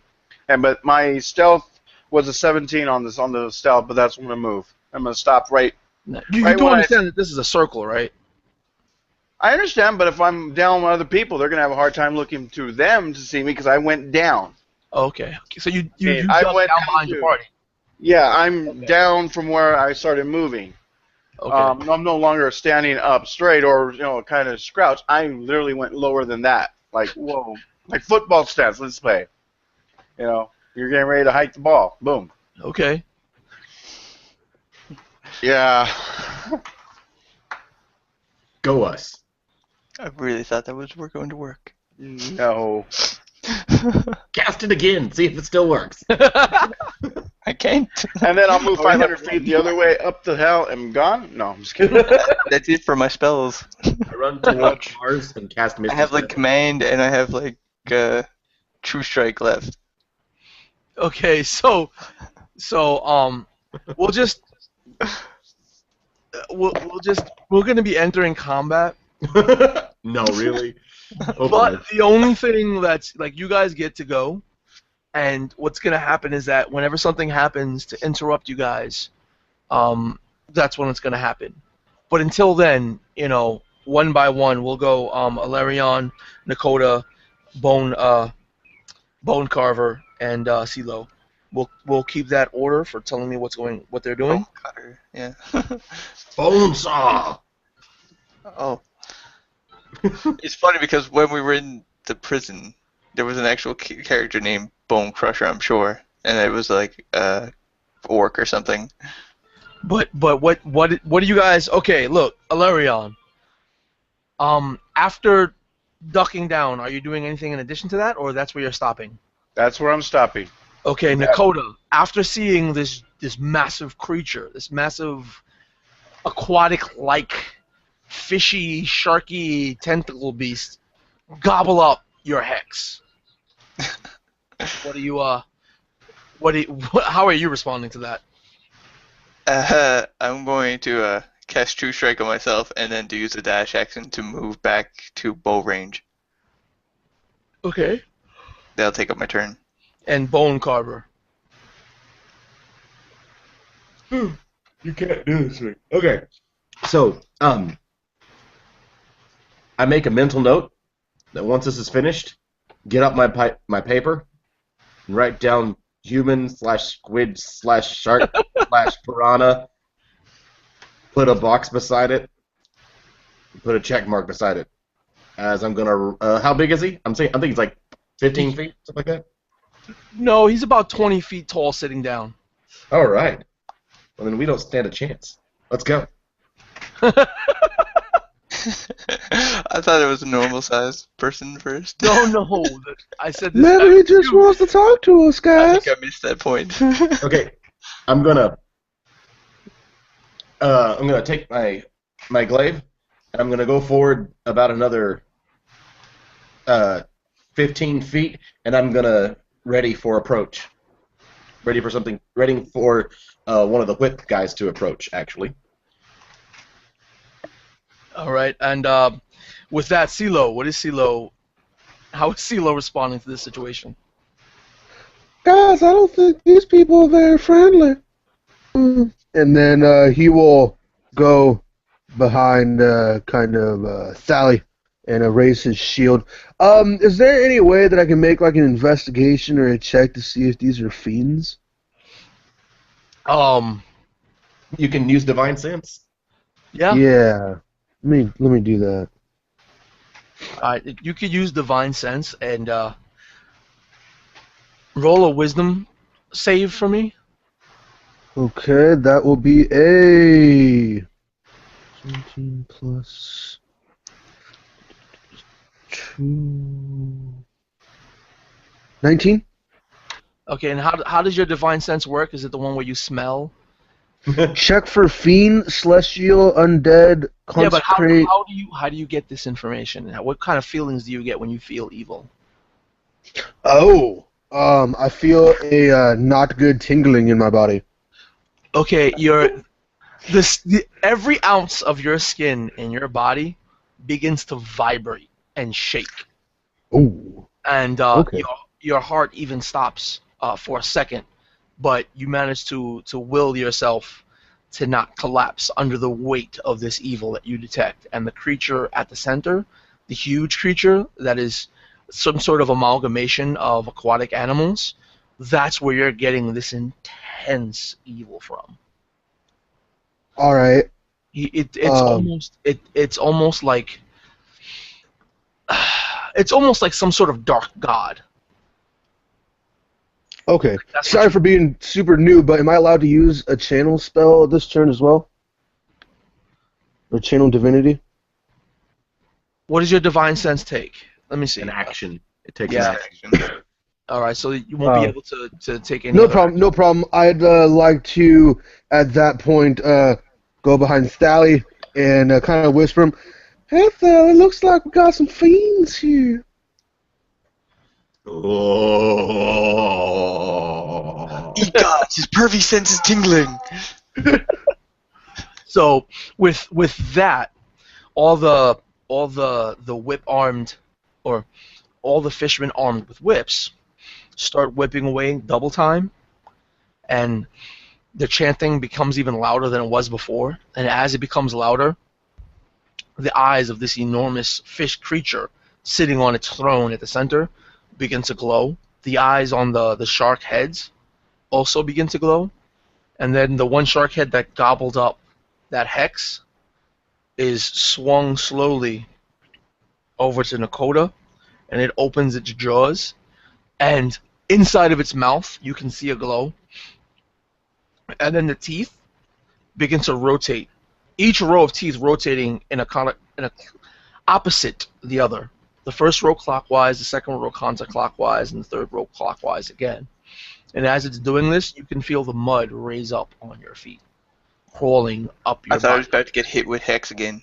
Okay, that's much better than getting hit with Hex. Yeah, but it's like the mud is coming to life and it's crawling up your body. Okay. Damn. So you're restrained without a save. Ooh.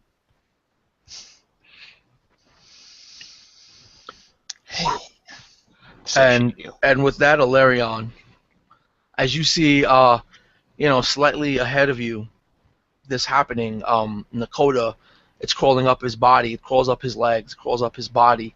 When it gets to his waist, the mud shoots out to grab his hands, and form bonds. All right, but my attention's on the guard who's whipping. Bummer, dude. You gotta go for the biggest threat. You gotta go for the biggest threat, Where would he be in conjunction to my 25 feet inside the right of the cave? Yeah, there's more than one. No, I know, but the closest one, the one that's... Yeah. How far would he be? You could definitely get to him, man. Within 25 feet? Yeah, he might be not even 20 feet away from you, like more like 15 feet. Okay, then I will continue the stealth to get up to him, and then... Yeah, the giant creature takes up most of the room. Like, the room was built around... Yeah, well, basically, I don't know how to explain, but basically, do the chokehold to stun him and then bring him down. So be quietly and then go down with him, so that... I don't know how you want to do that. Well, are you doing a grapple attack, or are you doing a stun attack? I'm doing a chokehold. It's basically the same thing. It's going to be just a chokehold to bring him down. I'm not...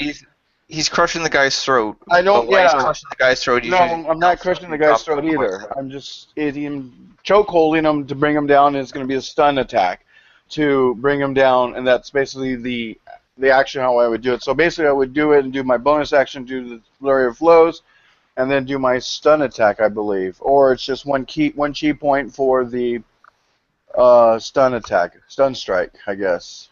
If you hit with an attack, and you it's hit one of your unarmed attacks, you can spend a key point to stun. So, yep, and then he would have to make a Constitution save on the stunned attack. Okay. What does it say? Until the end of my next turn. Okay. yeah. And then... Wow, Just spend a key kinda point. You crap. can take it for free. You can stun him for free. No Yeah, cost. it's only one round. Yeah, okay. Then I'm going to go ahead and do that, and that is 8, so 7 left. Okay. So you stun him. You take him down to the ground. And I go down. I go low with him. Yeah. You know, he was going, "Rah!" You know, whipping, commanding, and then you just stunned him, and he was like, "Rah!" As he fell down to the, you know, as you guys went down to the mud. Okay. And then when you do that, you hear the large creature just go, "Rah!" And the mud around just your area, nobody else feels this, starts to vibrate. Okay. I will take an extra 5 feet since that's still within the 25 movement for stealth, and I'll stand on top of the body I just brought down.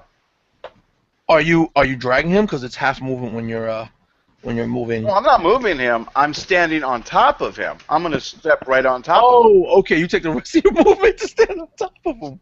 Yeah. Okay. So yeah, you do that. And then it's next person's turn. Yeah. So Nakota, you're within this mud, effectively restrained, and you can still feel it climbing up you. It's still crawling up your body and moving. So what do I have to do to get out of it? Like, is it an escape artist check, or is it like just your strength? And you got to try something, and then I tell you what happens when you try it. I'm going to try to like. I'm not the game genie, and this is not a game like a video game. So I'm going to try to wiggle my body and backflip kind of out of it. you're gonna try to do a backflip. Yep. So doing an acrobat, do some acrobatics. Go ahead. Epic fail. I believe in you. You can do it. Okay, rolling. Man, this dice roller hates me. I'm telling you. So with your acrobatics, you sort of tried to move your body backwards to do a backflip, and you went backwards. It just never stopped. And you went down to the floor, and now the mud is starting to crawl up your face. And with that bone carver, again, the chanting is just like. And how far away am I from one of the whippers? One of the whippers. The next one closest to you must be like 20 feet away. Moving at him, going at him, and let's make some attacks against him. Go ahead, go for it. Thank you. I appreciate you letting me do this. Sweet, I'll take it. 24. Definitely, you hit. That's quite a solid hit. Boom. I get to re-roll that. What? That's. I'm gonna go ahead and drop a first level spell on this too. Oh, okay. To smite him. Go ahead. Here's 2 more d8s. Mm-hmm. And bummer. All right, so that's 11 damage. 11 points of damage. 4 of it being radiant. All right, so you hit this guy. You only get 1 attack? No. Go ahead, finish him up. 20? Nat? Oh. No. No, you hit, yeah. Dang it, there's another 1. Reroll that. I'll take that one as well. That's a 13. All right. And then you get. Yeah, he's still standing. Looking much worse? No, he's not looking that bad. He's looking like you're beating him up, but he doesn't look like he's gonna fall. Okay. Well, here's my slash on his back. He's got 2 X slashes on his back. One of them is glowing radiant energy. With this one, I'm actually I'm gonna attempt to trip him. 14. Good God. Oh, I rolled a nat 17 on the die. Okay. So you try to trip him, he spins around, and he's like, ah! He puts a hand out in front of you, and we'll continue that after CeeLo goes. Okay. At this point, CeeLo will look around and see how many enemies are within a 30-foot radius of him. There's a semicircle worth of enemies within 30 feet away from you, plus about 10 feet away from them, scattered about. There's about 5 different whippers. Maybe Alright. one of them is on the floor unconscious. One of them is engaged with Bone Carver. One of them is off in the distance, and the rest of them you can't really see because they're behind the throne. As a semicircle goes around the throne, and there's I mean, a crap ton of enemies chanting and circling around this huge creature's huge throne. Awesome, awesome. So I'm going to take out my shield and start chanting, and I'm going to use Turn the Faithless. And a turn creature must spend its turn trying to move as far away as it can within 30 feet of me. It also can't take reaction.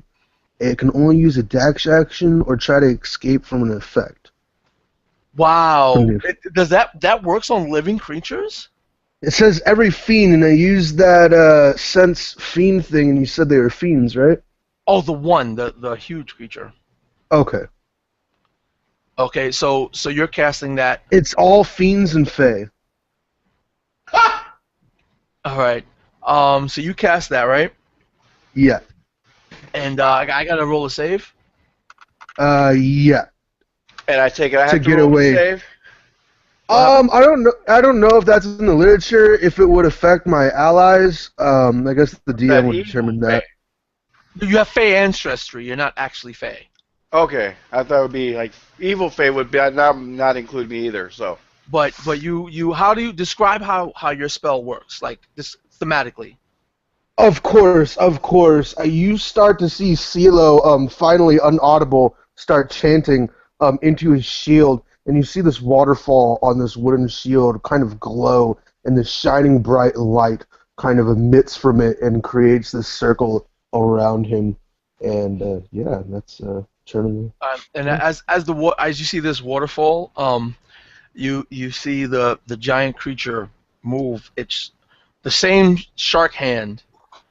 Matter of fact, no, that shark hand is taken care of your ally.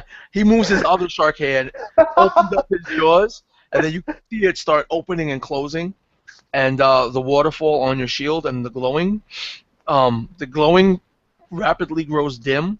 The waterfall on your shield starts to spill out water, right? And it starts falling. The water starts falling into the mud, and then the mud underneath your feet grows weak, and you start to sink into the mud as your shield is pouring water into the mud beneath your feet. And when you were chanting, a couple of the whips, the whip wielders, and even the chanters looked at you. Damn. So continuing on with Bone Carver, the whip wielder that you slashed at raises his hand up at you, and then he's like, and he actually whips even harder the chanters, and they start chanting a slightly different chant. And with that, it's Alarian's go. All right, so I'm on this thing, and I still see the mud trying to rise up onto my feet, or try to reach to my feet now. No, the mud was vibrating underneath you. It wasn't rising towards your feet. It's rising above and consuming. It's consuming Nakata, and CeeLo was actually sinking into the mud. Okay, then I'm actually going to do a glyph with my hands, in a motion like this, and then come down, and then I'm just going to put both hands right on top of the body that I'm on top of, and I'm actually casting with that chill touch. And I know it's not, I don't have to touch, but I'm doing it because I'm right there. So I'm just going to do it, and I'm going to do my hit. Normally, I'm going to let you roll because he's on the floor. But just so you know, like for future, actually, chill touch being a range spell. If you do any ranged attacks with their ranged weapon or ranged spell attacks, you gain disadvantage. So this one is going to cancel out, and you're going to roll normally. Oh, I was gonna roll normal. I didn't even think. I don't see how I would have disadvantage, but yeah, it's weird. Okay, but I'm gonna miss for some stupid reason. I'm staying on top of them, but I'm gonna go over there. Okay. So with the miss, I'll describe that miss. Um, Then with I'll the actually stop the actual spell, but I'm gonna it's still cantrip because I'm trying to be stealthy, but I'm yeah, trying with to the just with the mist, the whip wielder that you're standing upon, he turns to look at you, and then the mud vibrating almost coats him for a second and protects him from the spell. Like it waves over him, it gets hit by the spell. The mud yeah. dries and crackles, and then just falls away into dust. Okay. Are you still standing on Oh this? yeah. Oh Okay, yeah. so you're not moving. So with that, Nakota, you're on your back on the floor. Your lower half is covered in this mud. Your hands are being pulled down onto the mud. It's crawling up your torso, from your back across your torso, and it's reaching above your face. You can feel the mud just on the corners of your lips, the corners of your eyes. The chanting is muffled out to silence as it covers your elven ears. Do I have enough movement left in my hand to cast a somatic component to a spell? Um, I'll allow you to do it with disadvantage if it's an attack spell. Acid spray. Acid. So you're gonna acid spray yourself. Pretty much. All And right, so in the mud. so So you'll take it, but you'll take the acid spray damage. do I automatically take full, or do I get uncanny dodge? You roll. You want to use your reaction to uncanny dodge your own acid spray? That makes no. You know what? It makes no sense, but mechanically you're allowed to do it. So you make that choice.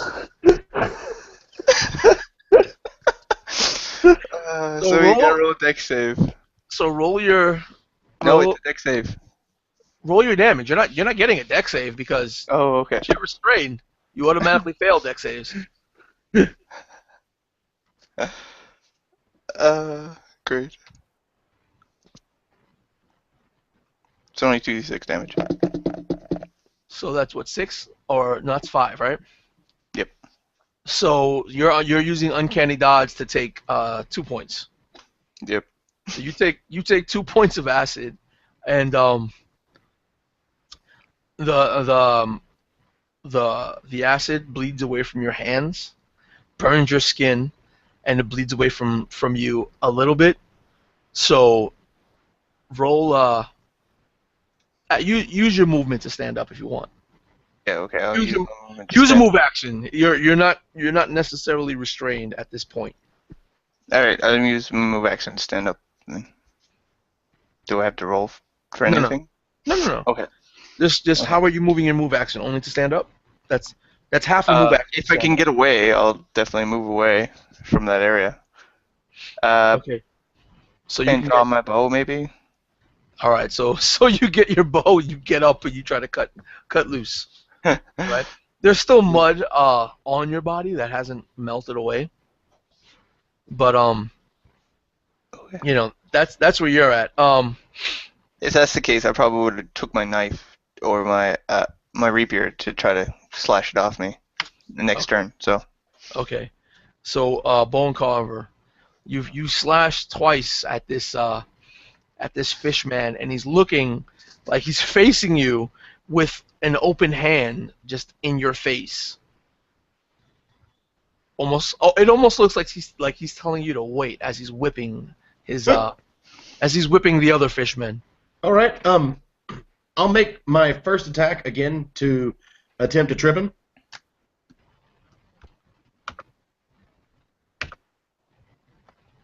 That's 19.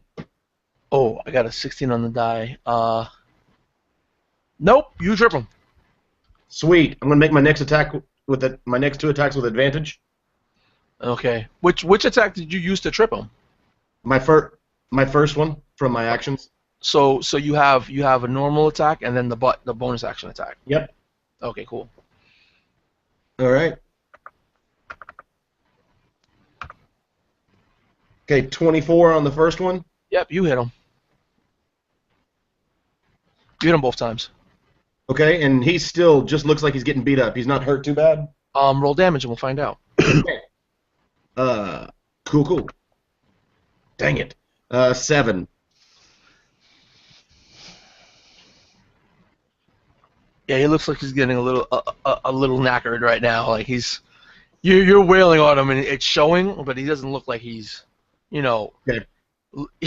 screaming for life. He's just like, "Ugh, ugh, ugh," you know.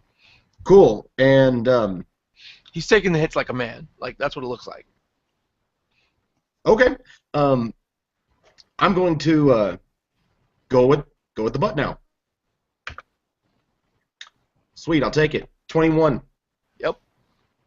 I'm gonna go ahead and drop a level 2 spell on this guy too. Oof. Okay. It's additional 3d8. 7, 14, 19, 22, 26 damage. And as you do that, with the butt, he's. You know what? Describe how you kill him. Go ahead. Got it. He's still trying to hold up that hand with the butt. I ram the hand right down into the palm to just jam it into the ground and then drop a knee into his face. And as you do that, you see his eyes glow brightly, and he's screaming out, "Ugh!" And then from his throat it grows a bright, radiant energy, and then it just winks out, and all you see is smoke coming from his eyes and his mouth as he just falls limp. Okay. And with that, CeeLo, unless you're gonna move from Yes. How close? Oh, sorry. How many guys whipping other guys are there? There's still two more in your vision. There's How one. close? There's one about 20 feet away from the guy that you just dropped, and one Got about roughly 20 feet away from him. That's just on the edge of the circle that you can see. Okay, well then I'm moving over to the next one. Okay. The one 20 feet away from me. Gonna move right up against him. And actually try to, if I can, I want to move between him and the guys he's whipping. Oh, okay. So he's gonna whip you then. Yep. All right. CeeLo. Do I have any allies within 10 feet of me right now? No. Bone Carver just ran away from you. Fuck. So you're all alone, sinking Ah, into this I mud. had an idea, but now I can't. Is And your there shield any is just sturdy? Is pouring there out. any like sturdy objects within 10 feet of me? There's nothing but mud.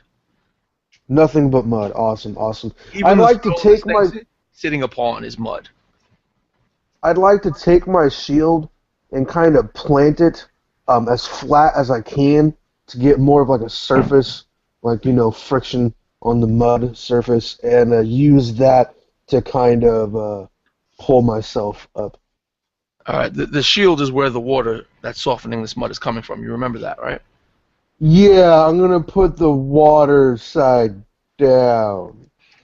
Okay. As you put the water side down, whatever mud the shield takes, it softens it up and starts to sink. Fuck. Yeah, figures. All right, good point. All right, I guess I'm fucked for this turn. All right. So I yell out for my teammates to come and help me.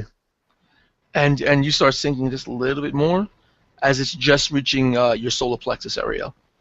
Bone Carver, help! when I hear, "Oh, God, help!" I'm like, huh? Yeah. You know what though? CeeLo. Yes. Let's see who else. Yeah, it would be just CeeLo right now. If you want, you can do like a knowledge, religion, or arcana check. I'd love to. And that is oh shit! You not 21 with modifier. You suck. All right. You notice that that none of you fuckers meta. Okay. You notice that when Bone Carver had killed one of the fishmen he was facing, that for a moment your shield, instead of the waterfall just gushing out the way it was, it sputtered for a few moments and then started gushing out again. Okay. Just I would notice that, right? Yeah, and what skill was that? Did you use Arcana or did you use Religion? I used. I'm gonna stick with RP and say religion. Yeah. Okay, you use Religion, so you would also have noticed that that all this chanting is a circle of worship around this giant creature.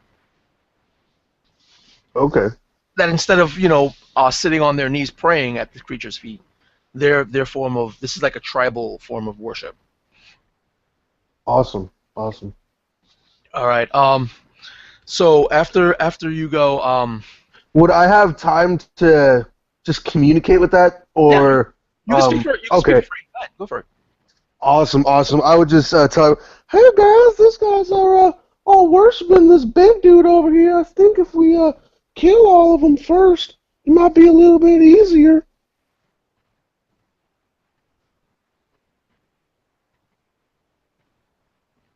All right. So I guess with that, the bad guys will go because apparently they're very bad. Um, once Nakota broke himself free, you can see that the shark head facing you, it's still the eyes are still glowing with the dark energy. There's dark energy coming from inside of the throat, showing through the mouth. The teeth are still rotating in different directions, and then it closes for a second. He raises it up towards the ceiling, almost above you, opens it up again, and then several streams of mud start falling down. And I would like you to roll a dexterity check. All of us? No, just Nakota. Okay.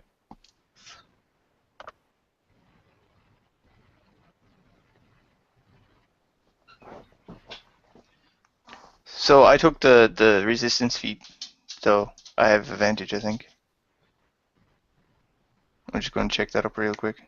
No, you wouldn't have an advantage. I don't remember what it does. Oh, okay. Well,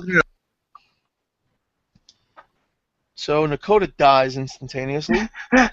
Resilient? Is that what you call resilient? My lord, 1 down, 3 to go. I mean, You gain proficiency on the saving throw Yeah, which one? on Dex. On Dex? Okay, so you add your proficiency on your Dex, which I believe should be 3. Yeah. So roll it. No. Okay. So several of these streams come streaming down, and this is not going to be nice. I didn't think so. All right, you take 7 points of piercing damage as your body is cut by several of these. They shank into the ground, just whoosh, whoosh, whoosh, right? And then as they do so, they start to spin as they're connected from the ceiling to the ground, and you're in the middle of them. So they start rotating, and let me get a strength or athletics check to see if you can break your way free. Strength being +2. Oh no, that's +1. Sorry. Rolling a check and +1, so 16. Okay, you feel like you're almost able to break one of these strands of mud that feel like, they feel ropey to you. You feel like you could bust one of them, and then just before you feel like it was about to give way, your hand just gave way and your wrist, flung backwards, and it flung back, and you're actually getting crushed by this now, and you take. Ooh!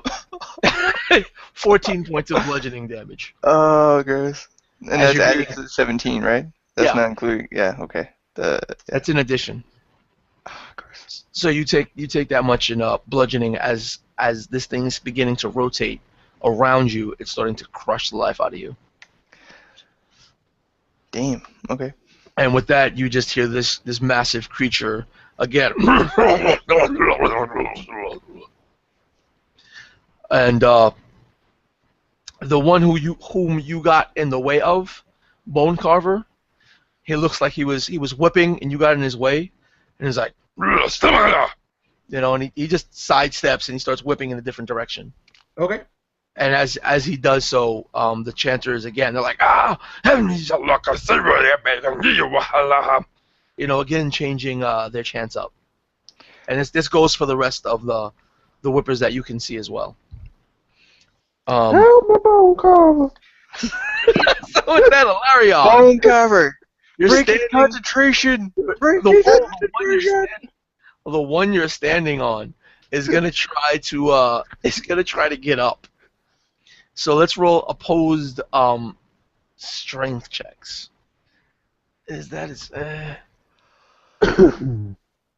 Oh god. Ilarion, Gabe. I barely ever take damage, and like I'm already at half HP. Gabe. Yes, sir. How can I help you? Yeah, opposed strength checks. Roll a d20, add your strength. Or athletics. Hey, you're funny. Okay. Yeah. Okay, here we go. Wow, 19. Yeah, you're managing to keep this guy underfoot. He's like trying to raise you up off of him, and he's just failing horribly. So with that, Ilarion, what does Ilarion do?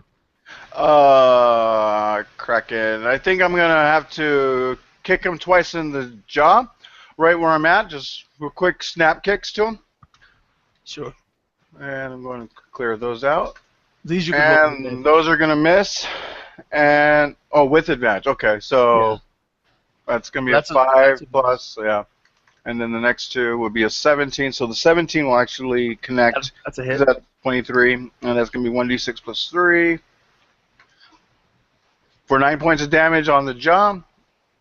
And let's see here. And then with the bow staff that I have, well, to me it's a bow staff. I haven't had. I'm just gonna actually go ahead and do my flurry of blows, or well, I guess it would still count for you.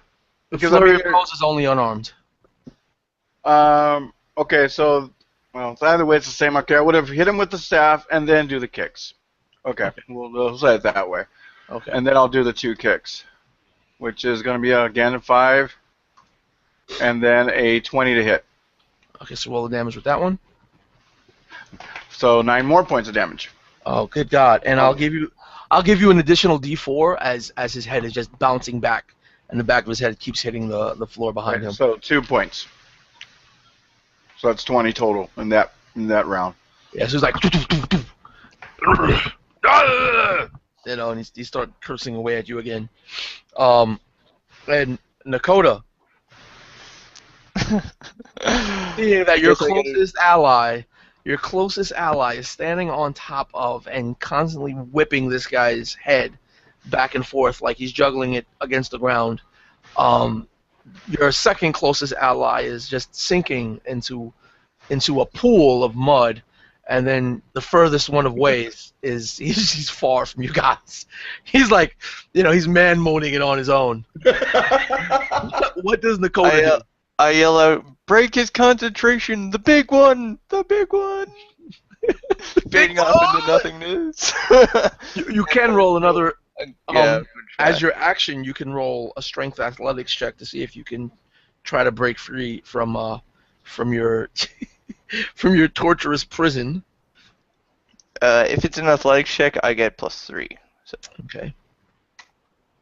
And I rolled 2, and that's not happening.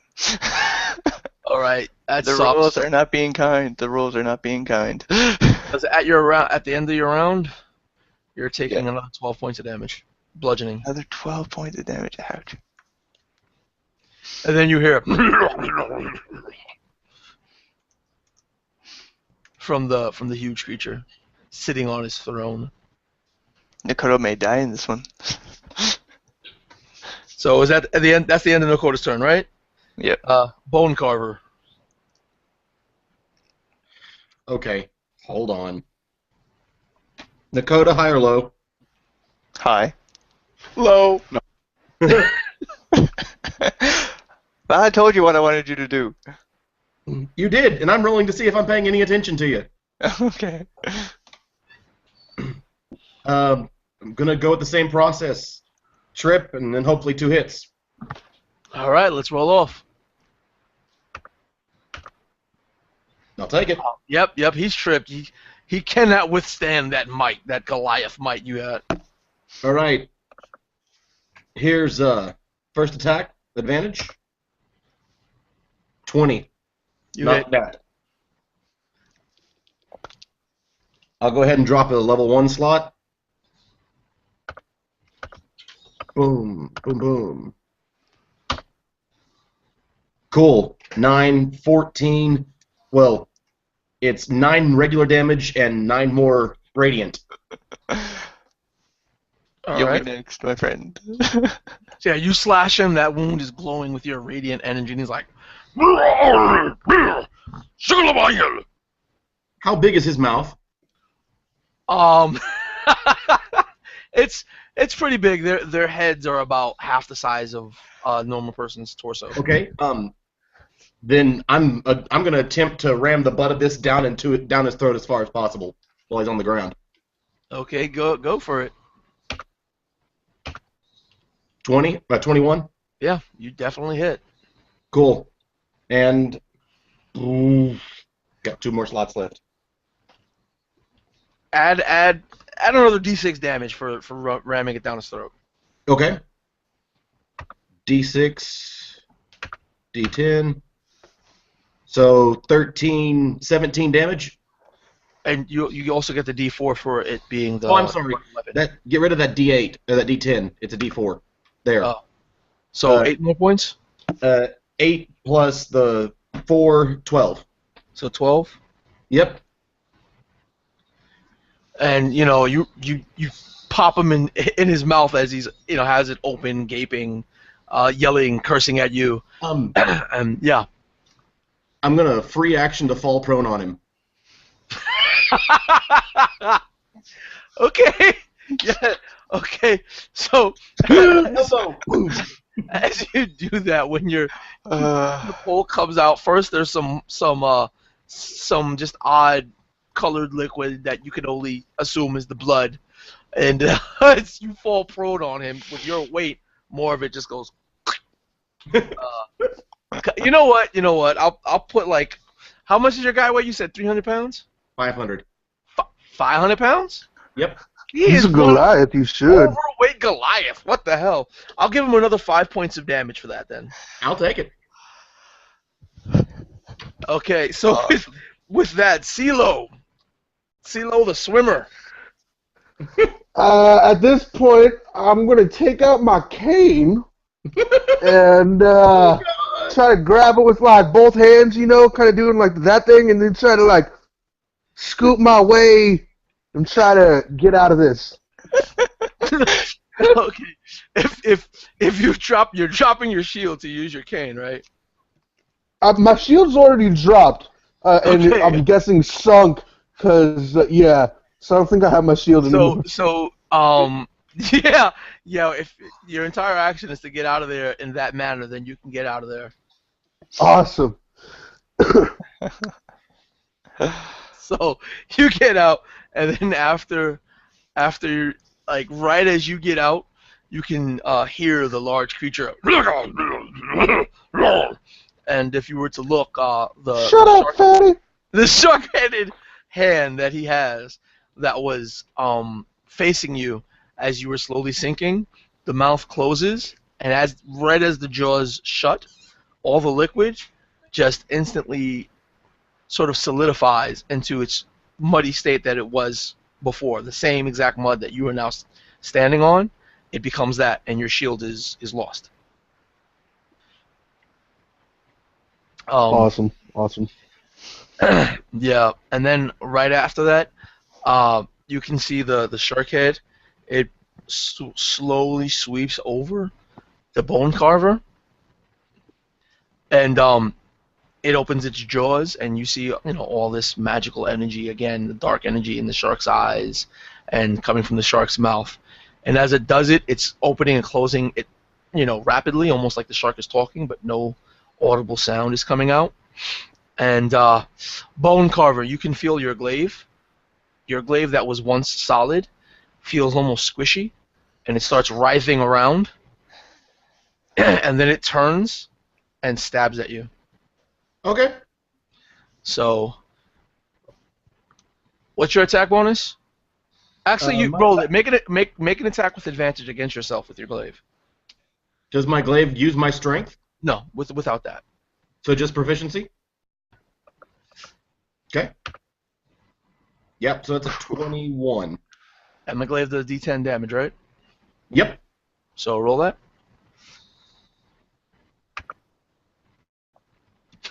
So you take 1 point of damage as your glaive turns around to strike at you, and it just barely cuts you. Woo! Go team. And the creature, the fish man that was underneath you, goes to try to get up. So, oh god, roll your strength athletics to see if you can. He's trying to grapple with you to get you off of him. 19. Yeah, no. So he's not letting go of his whip and trying to get you off with one hand. He's like, right? He's moving his whip, trying to whip his allies that are chanting in the background.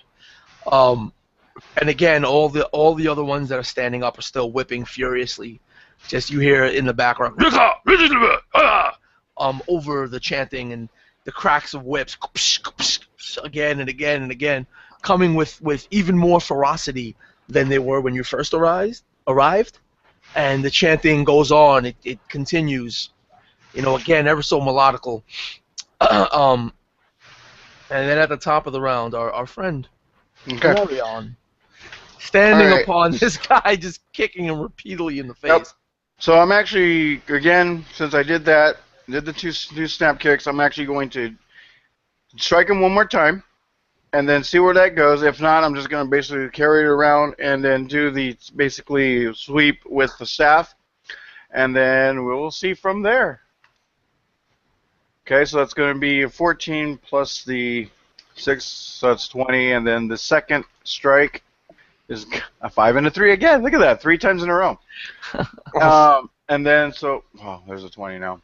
And then I'm going to strike at it. Unarmed strikes, right? That's going to be 4.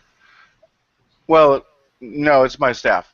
It's the staff that I was purchased, basically. So that'll be 4 points of damage with the staff there, and then I'm going to have to do flurry of blows to kick him. The 20 was your flurry of blows, right? No. And then, so the next strike there will be a 16 plus those 22, and the second one. Take the crit. I don't care. And then the next one's going to be a 26, since you want me to take the crit. Yeah, go ahead. So, yeah, I guess he's already going to be dead, right? I don't know. Let's find out. So that was going to be 6. So I'll say we'll do the crit first. So it's 6 plus it's 11. So that's 14 points of damage with the first kick, and then 5 points of damage with the second kick. And then you want a D4 on top of it, so that'll be 1 point. All right, so you're just rapidly attacking him like you wouldn't know it, but so that you as a player and the viewers know it, you're basically basketball dribbling his head between your attacks and the floor, and he's just like, and in this process, as you land your last blows, he's like,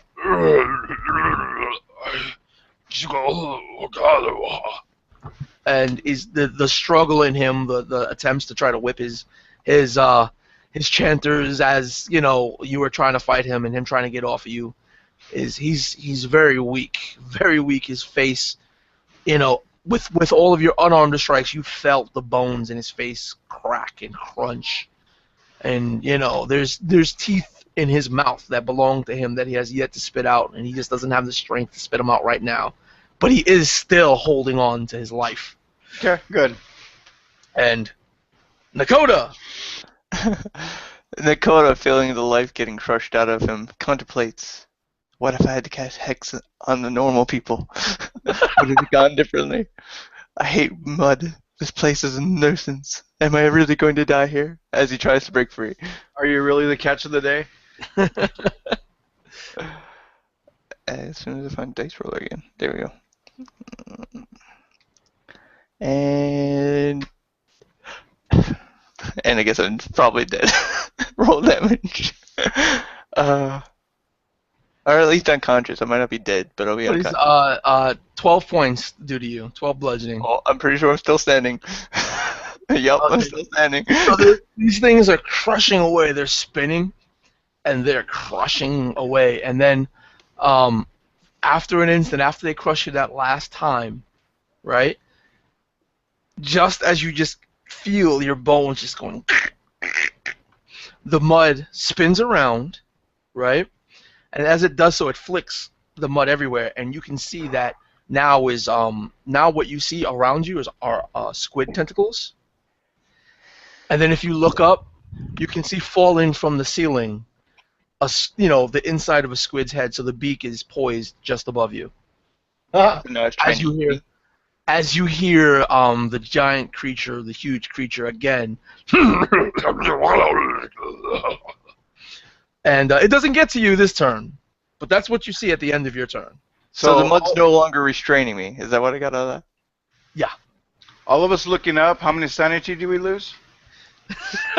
We're not using the sanity rules, but with that bone carver. Got it. I'm gonna draw a dagger from my back, or from my lower hip in the back, and I'm going to just start piercing the side of this guy's head.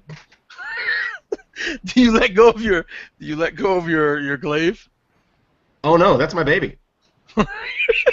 That's what he's piercing with. No. So he took his other hand. All right, go ahead, roll it. 24. Yeah, that's it.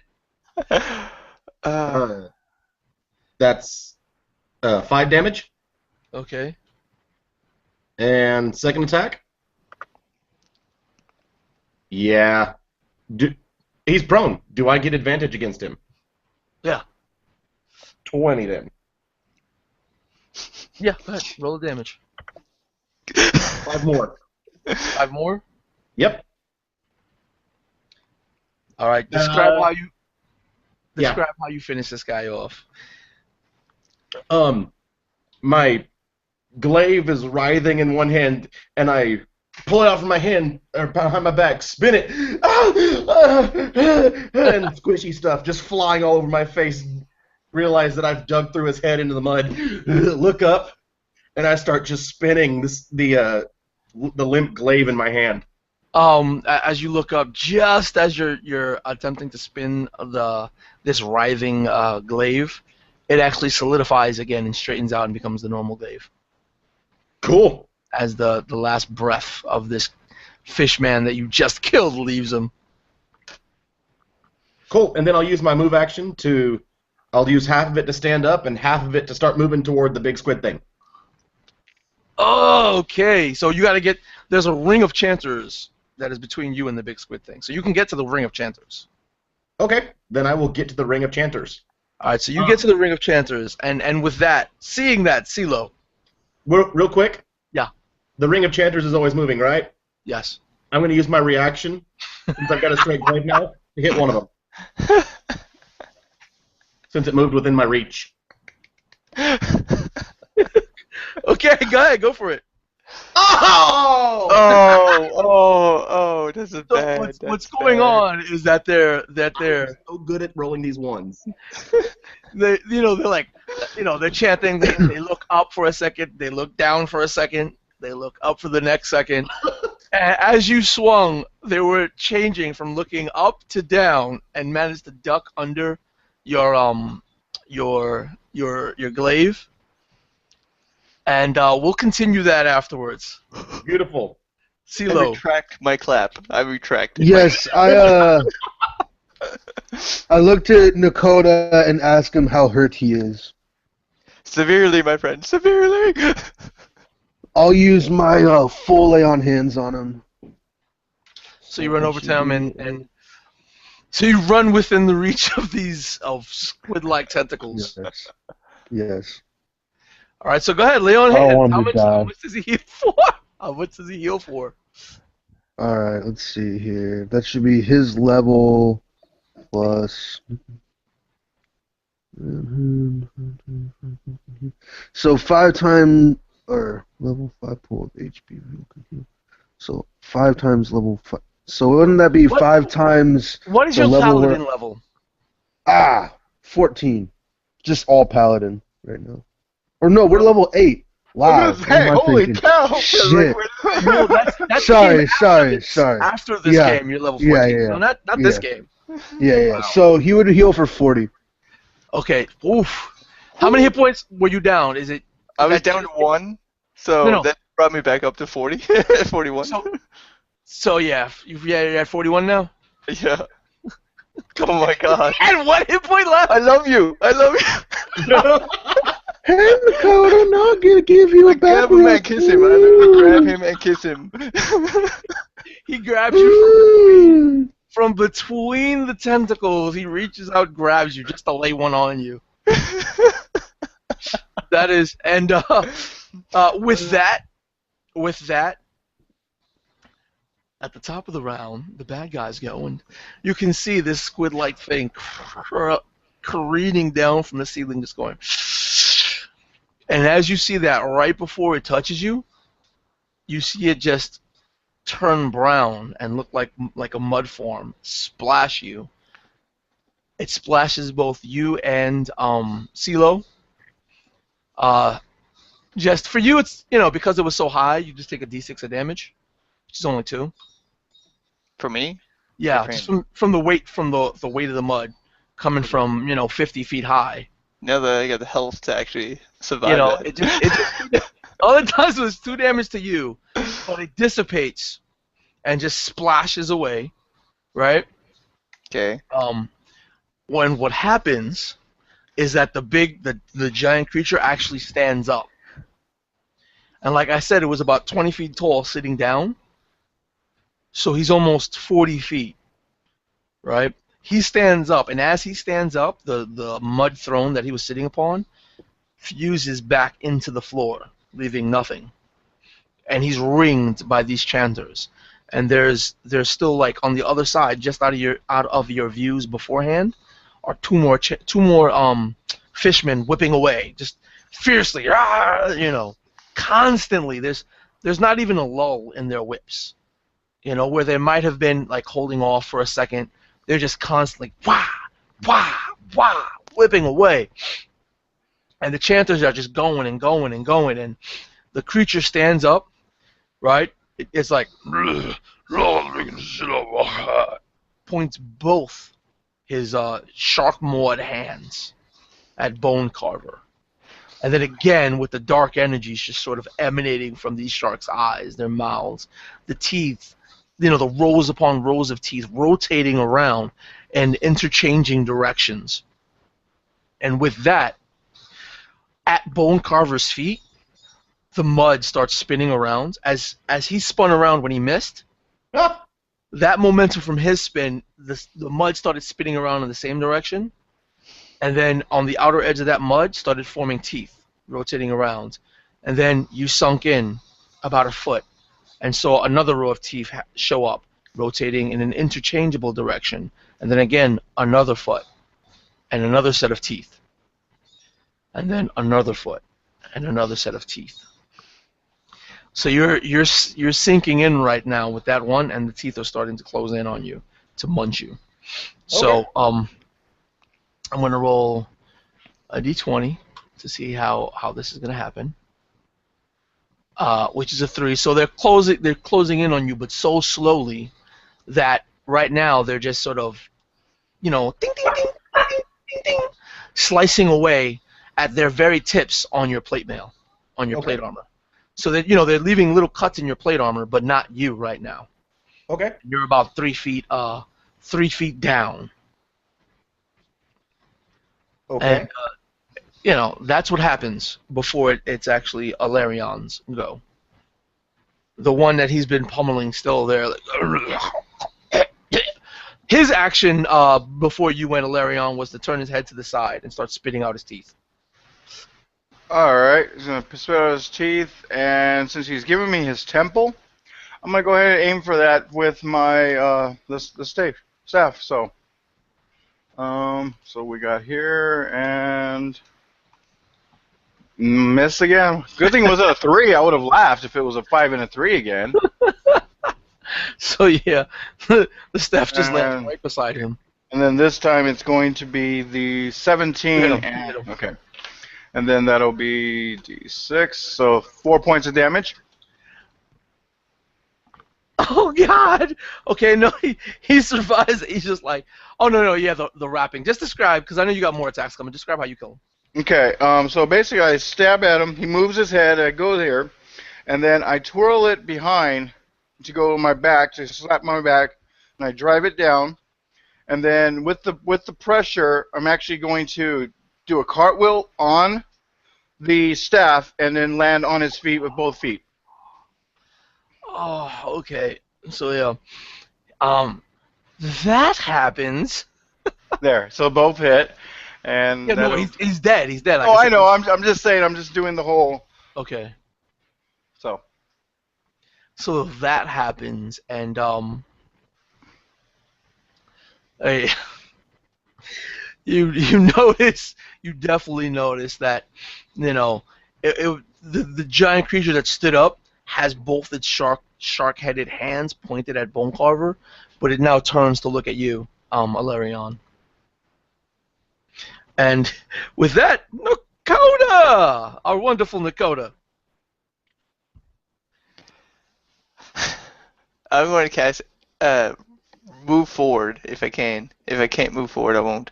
Yeah, you can move forward. No problem. I'm going to move up as close as I can get to some chanters, and then I'm going to cast acid spray on chanters. All right, so you can just get there because of the amount of mud on you. That mud was soft, so it was like difficult terrain.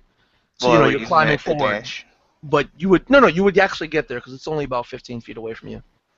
Okay. So yeah, acid spray. Sorry. Acid spray. Dodge. It's a dodge. Yeah. So you know what? It's a dodge. Mm-hmm. You know what? Screw it. Your acid spray. Let me see. Roll your damage for your acid sprays.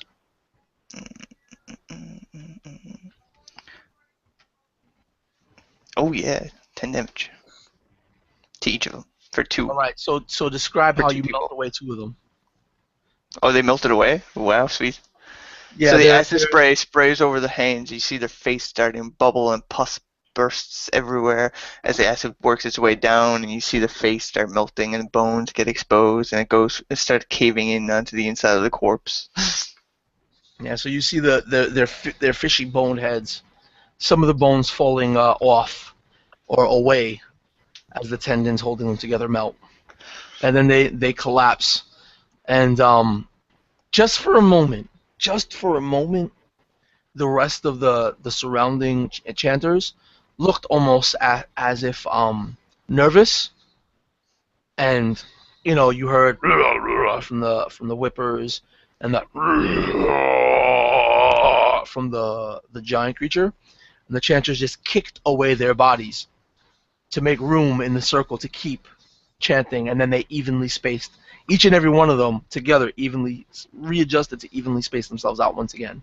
I'm going to look at the chanters and be like, "That's right, you're going to be next."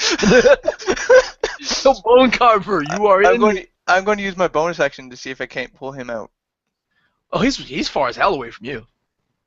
He's clear on the other side of the room. Oh, okay, never mind then. Yeah. So Bone Carver, sunken down, what did I say, 3 or 4 feet, in this pit of teeth. In this pit of teeth.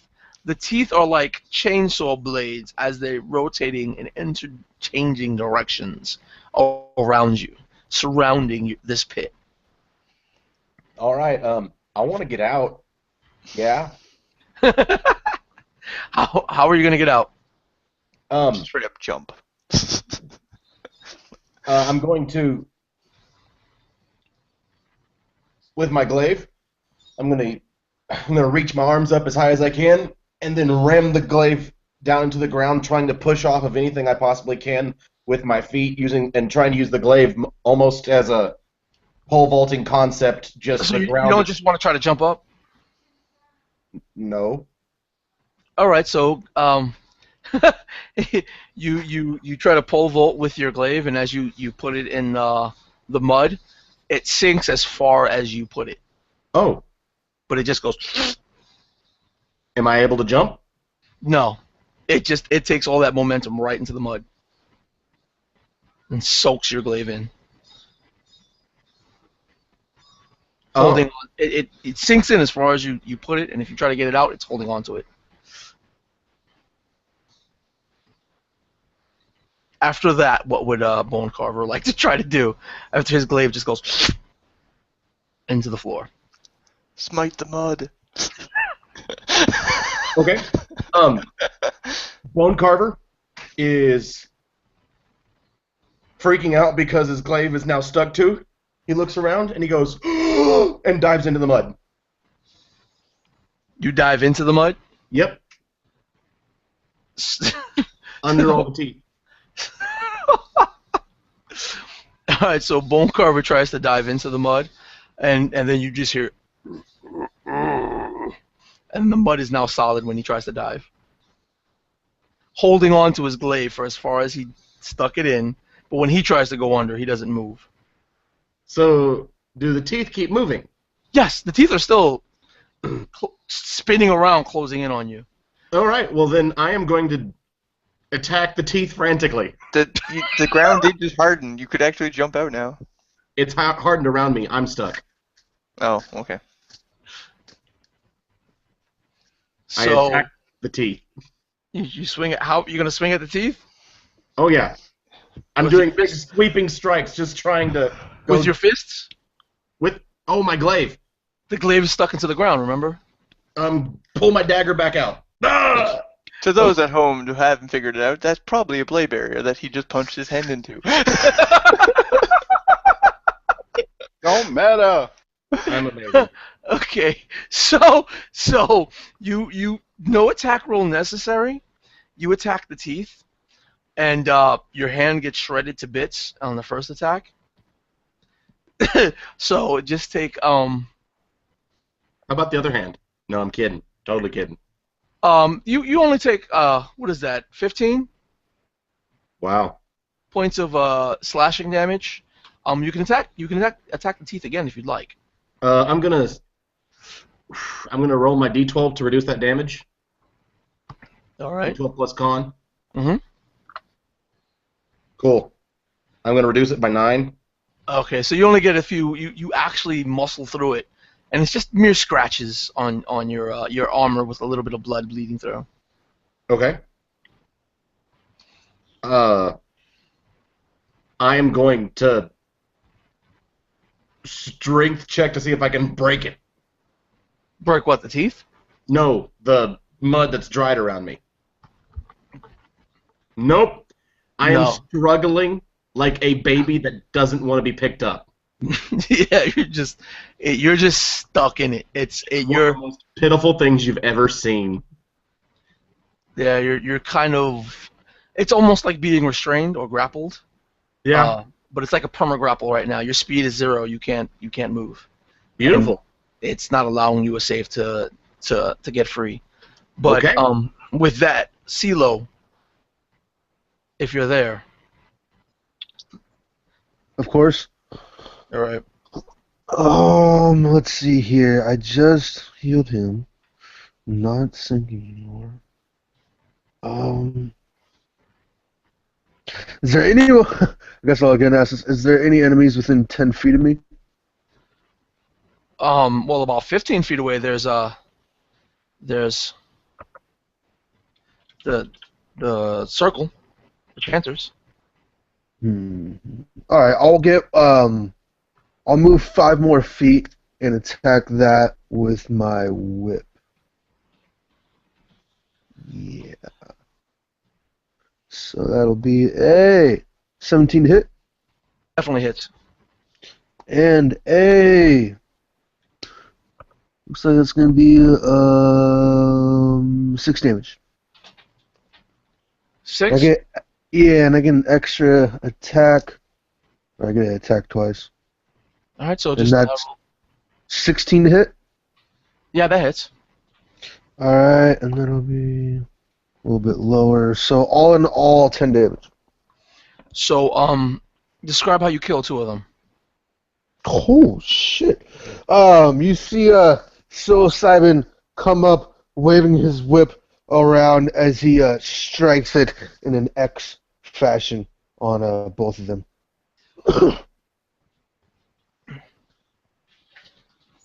All right, so that's what he does. And again, when you know when this happened, you notice the giant creature was looking at Alarion. Now it's looking at you, and now it's looking at.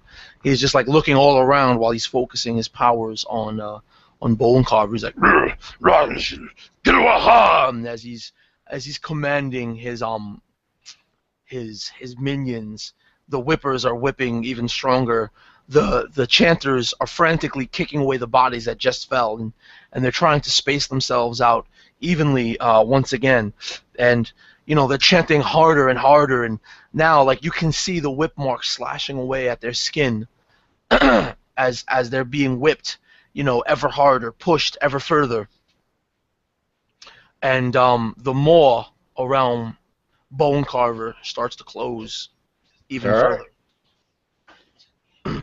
Do it. Okay, I did this one with advantage since you're effectively restrained, Yep. and it was a critical hit. All right. So nat 20. Not worried. So it's what is that? 6, 6, 12, 24 plus 24, 34, 36 points of slashing damage Okay. as it closes in on you, and it's really saw blading you from every angle. Okay. and with that, Alarion. All right, their whips. What do they look like? Like normal mundane whips, or do they have something special about them? They look pretty normal, except for the ends look like they're decorated with some sort of charms made of bones and stuff. Oh, okay. So what I'm going to do is I'm actually going to go ahead and grab the whip that he did have, and then I'm going to start swinging it around my body, basically letting it wrap, and then wrap back around as I kick it to the back of one of the heads. Or if I have to move, that's fine. I can do that too. The heads of one of the chanters. And then when it comes back, recoil it back around two of his head, and then move 5 feet in, I guess, and then just punch. So there you go. Okay. There's our whole cinematic of this little scene here. So, okay, so I kick and miss, but it recoils back, and I'm able to hit it one more time, and then step in for the 2 hits. You can narrate the first miss, the 1 miss. So How many hits you got in total? 2 or just 4. you got 4 hits? Yeah, because it's going to be the 2 whips coming in as I forgot what the name of the weapon And is. the first one is a 1? Yeah, the first one's a 1. All right, so the first one, it actually does hit, but it doesn't necessarily do as much damage. And the chanter you manage to hit, he doesn't react to you like if he got attacked. Mhm. He starts chanting louder. Okay. Then the second one is going to be a 24, and then 23, and then 8. That's all of the 3 hit. Okay, and then it's going to be, okay, so we're going to do a total of 9 there. And that's going to be 17, 20 points of damage total. Good God. You know what? I'll narrate this. Okay. 20 points. You managed to spur one on, but like dominoes behind him. Not 1, not 2, not even 3, but this whip was just flying all over the place. Blood, bits flying all over the place, and then you came in doing your melee attacks with your unarmed kicks left and right. And you said 20 in total? 20 in total. So even though you spurred 1 to chant twice as hard, you dropped 4 more. Okay. Well, So that's pretty much half of the next to between you and and Dakota and CeeLo, as far as the chanters are concerned, there's like you guys almost cut the chanters in half. And with Nice. that, it's actually visible to everyone that this giant creature with a piranha head, with a humanoid torso and arms with shark head hands, and from the waist down being both squid and octopus tentacles. It's standing up there, and then all the color from this thing washes out. It's still animated, it's still moving, and looks much like it once did, but now it looks like it's formed from mud. All right, and with the rest of my 50 feet of movement, I'm going to step on top of him. On my main target that I brought down. So I'm going to step on top of him. So you cut the circle, and you're actually interposing the circle. Okay, I'm just standing on top of him. I don't know about the circle part. Yeah, well, they're chanting in a specific... I know. I'm not proclaiming I know anything. All I'm doing is I'm stepping on top of him because I did it back here with this guy over here. That's all that I'm worried about. And as that you know what? As that happens, with half of them dead, and you're stepping in, this giant creature now looking like it's made of mud. You heard again, and the chanting as he's speaking. They're like,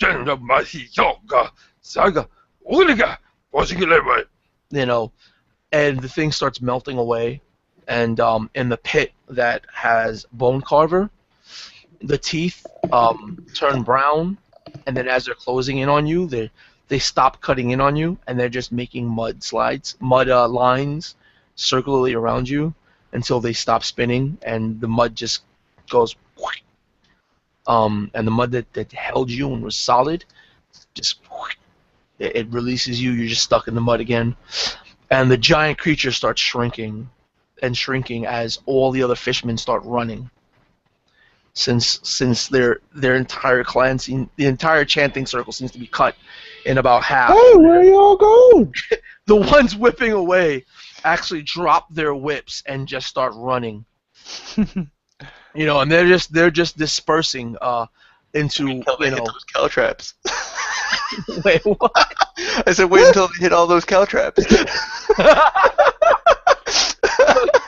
The ones that had the whips, the chanters get to the caltraps first, and whatever ones that they didn't have, they're literally throwing their subordinates down on the caltraps, scurrying and running away. Well, I'm going to chase time screaming. I'm chasing them down. Acid spray on all of them. So, in as thematic a fashion as you gentlemen would like, know this though: as they're running away, this entire huge area is starting to melt and slowly shrink, and the ceiling is coming down as the mud is Let's get the melting. fuck out of here, guys! So, like I said, as thematic a way you would like, killing the rest, escaping, describe what you guys are doing. So Nakota, upon seeing them flee, is going to start running after them. As he gets closer, he's going to leap into the air and acid spray, spinning as he does so, covering as many as he can in acid. As their skin starts to melt, he'll come down and start slashing the survivors, and then proceed on at double movement towards the exit.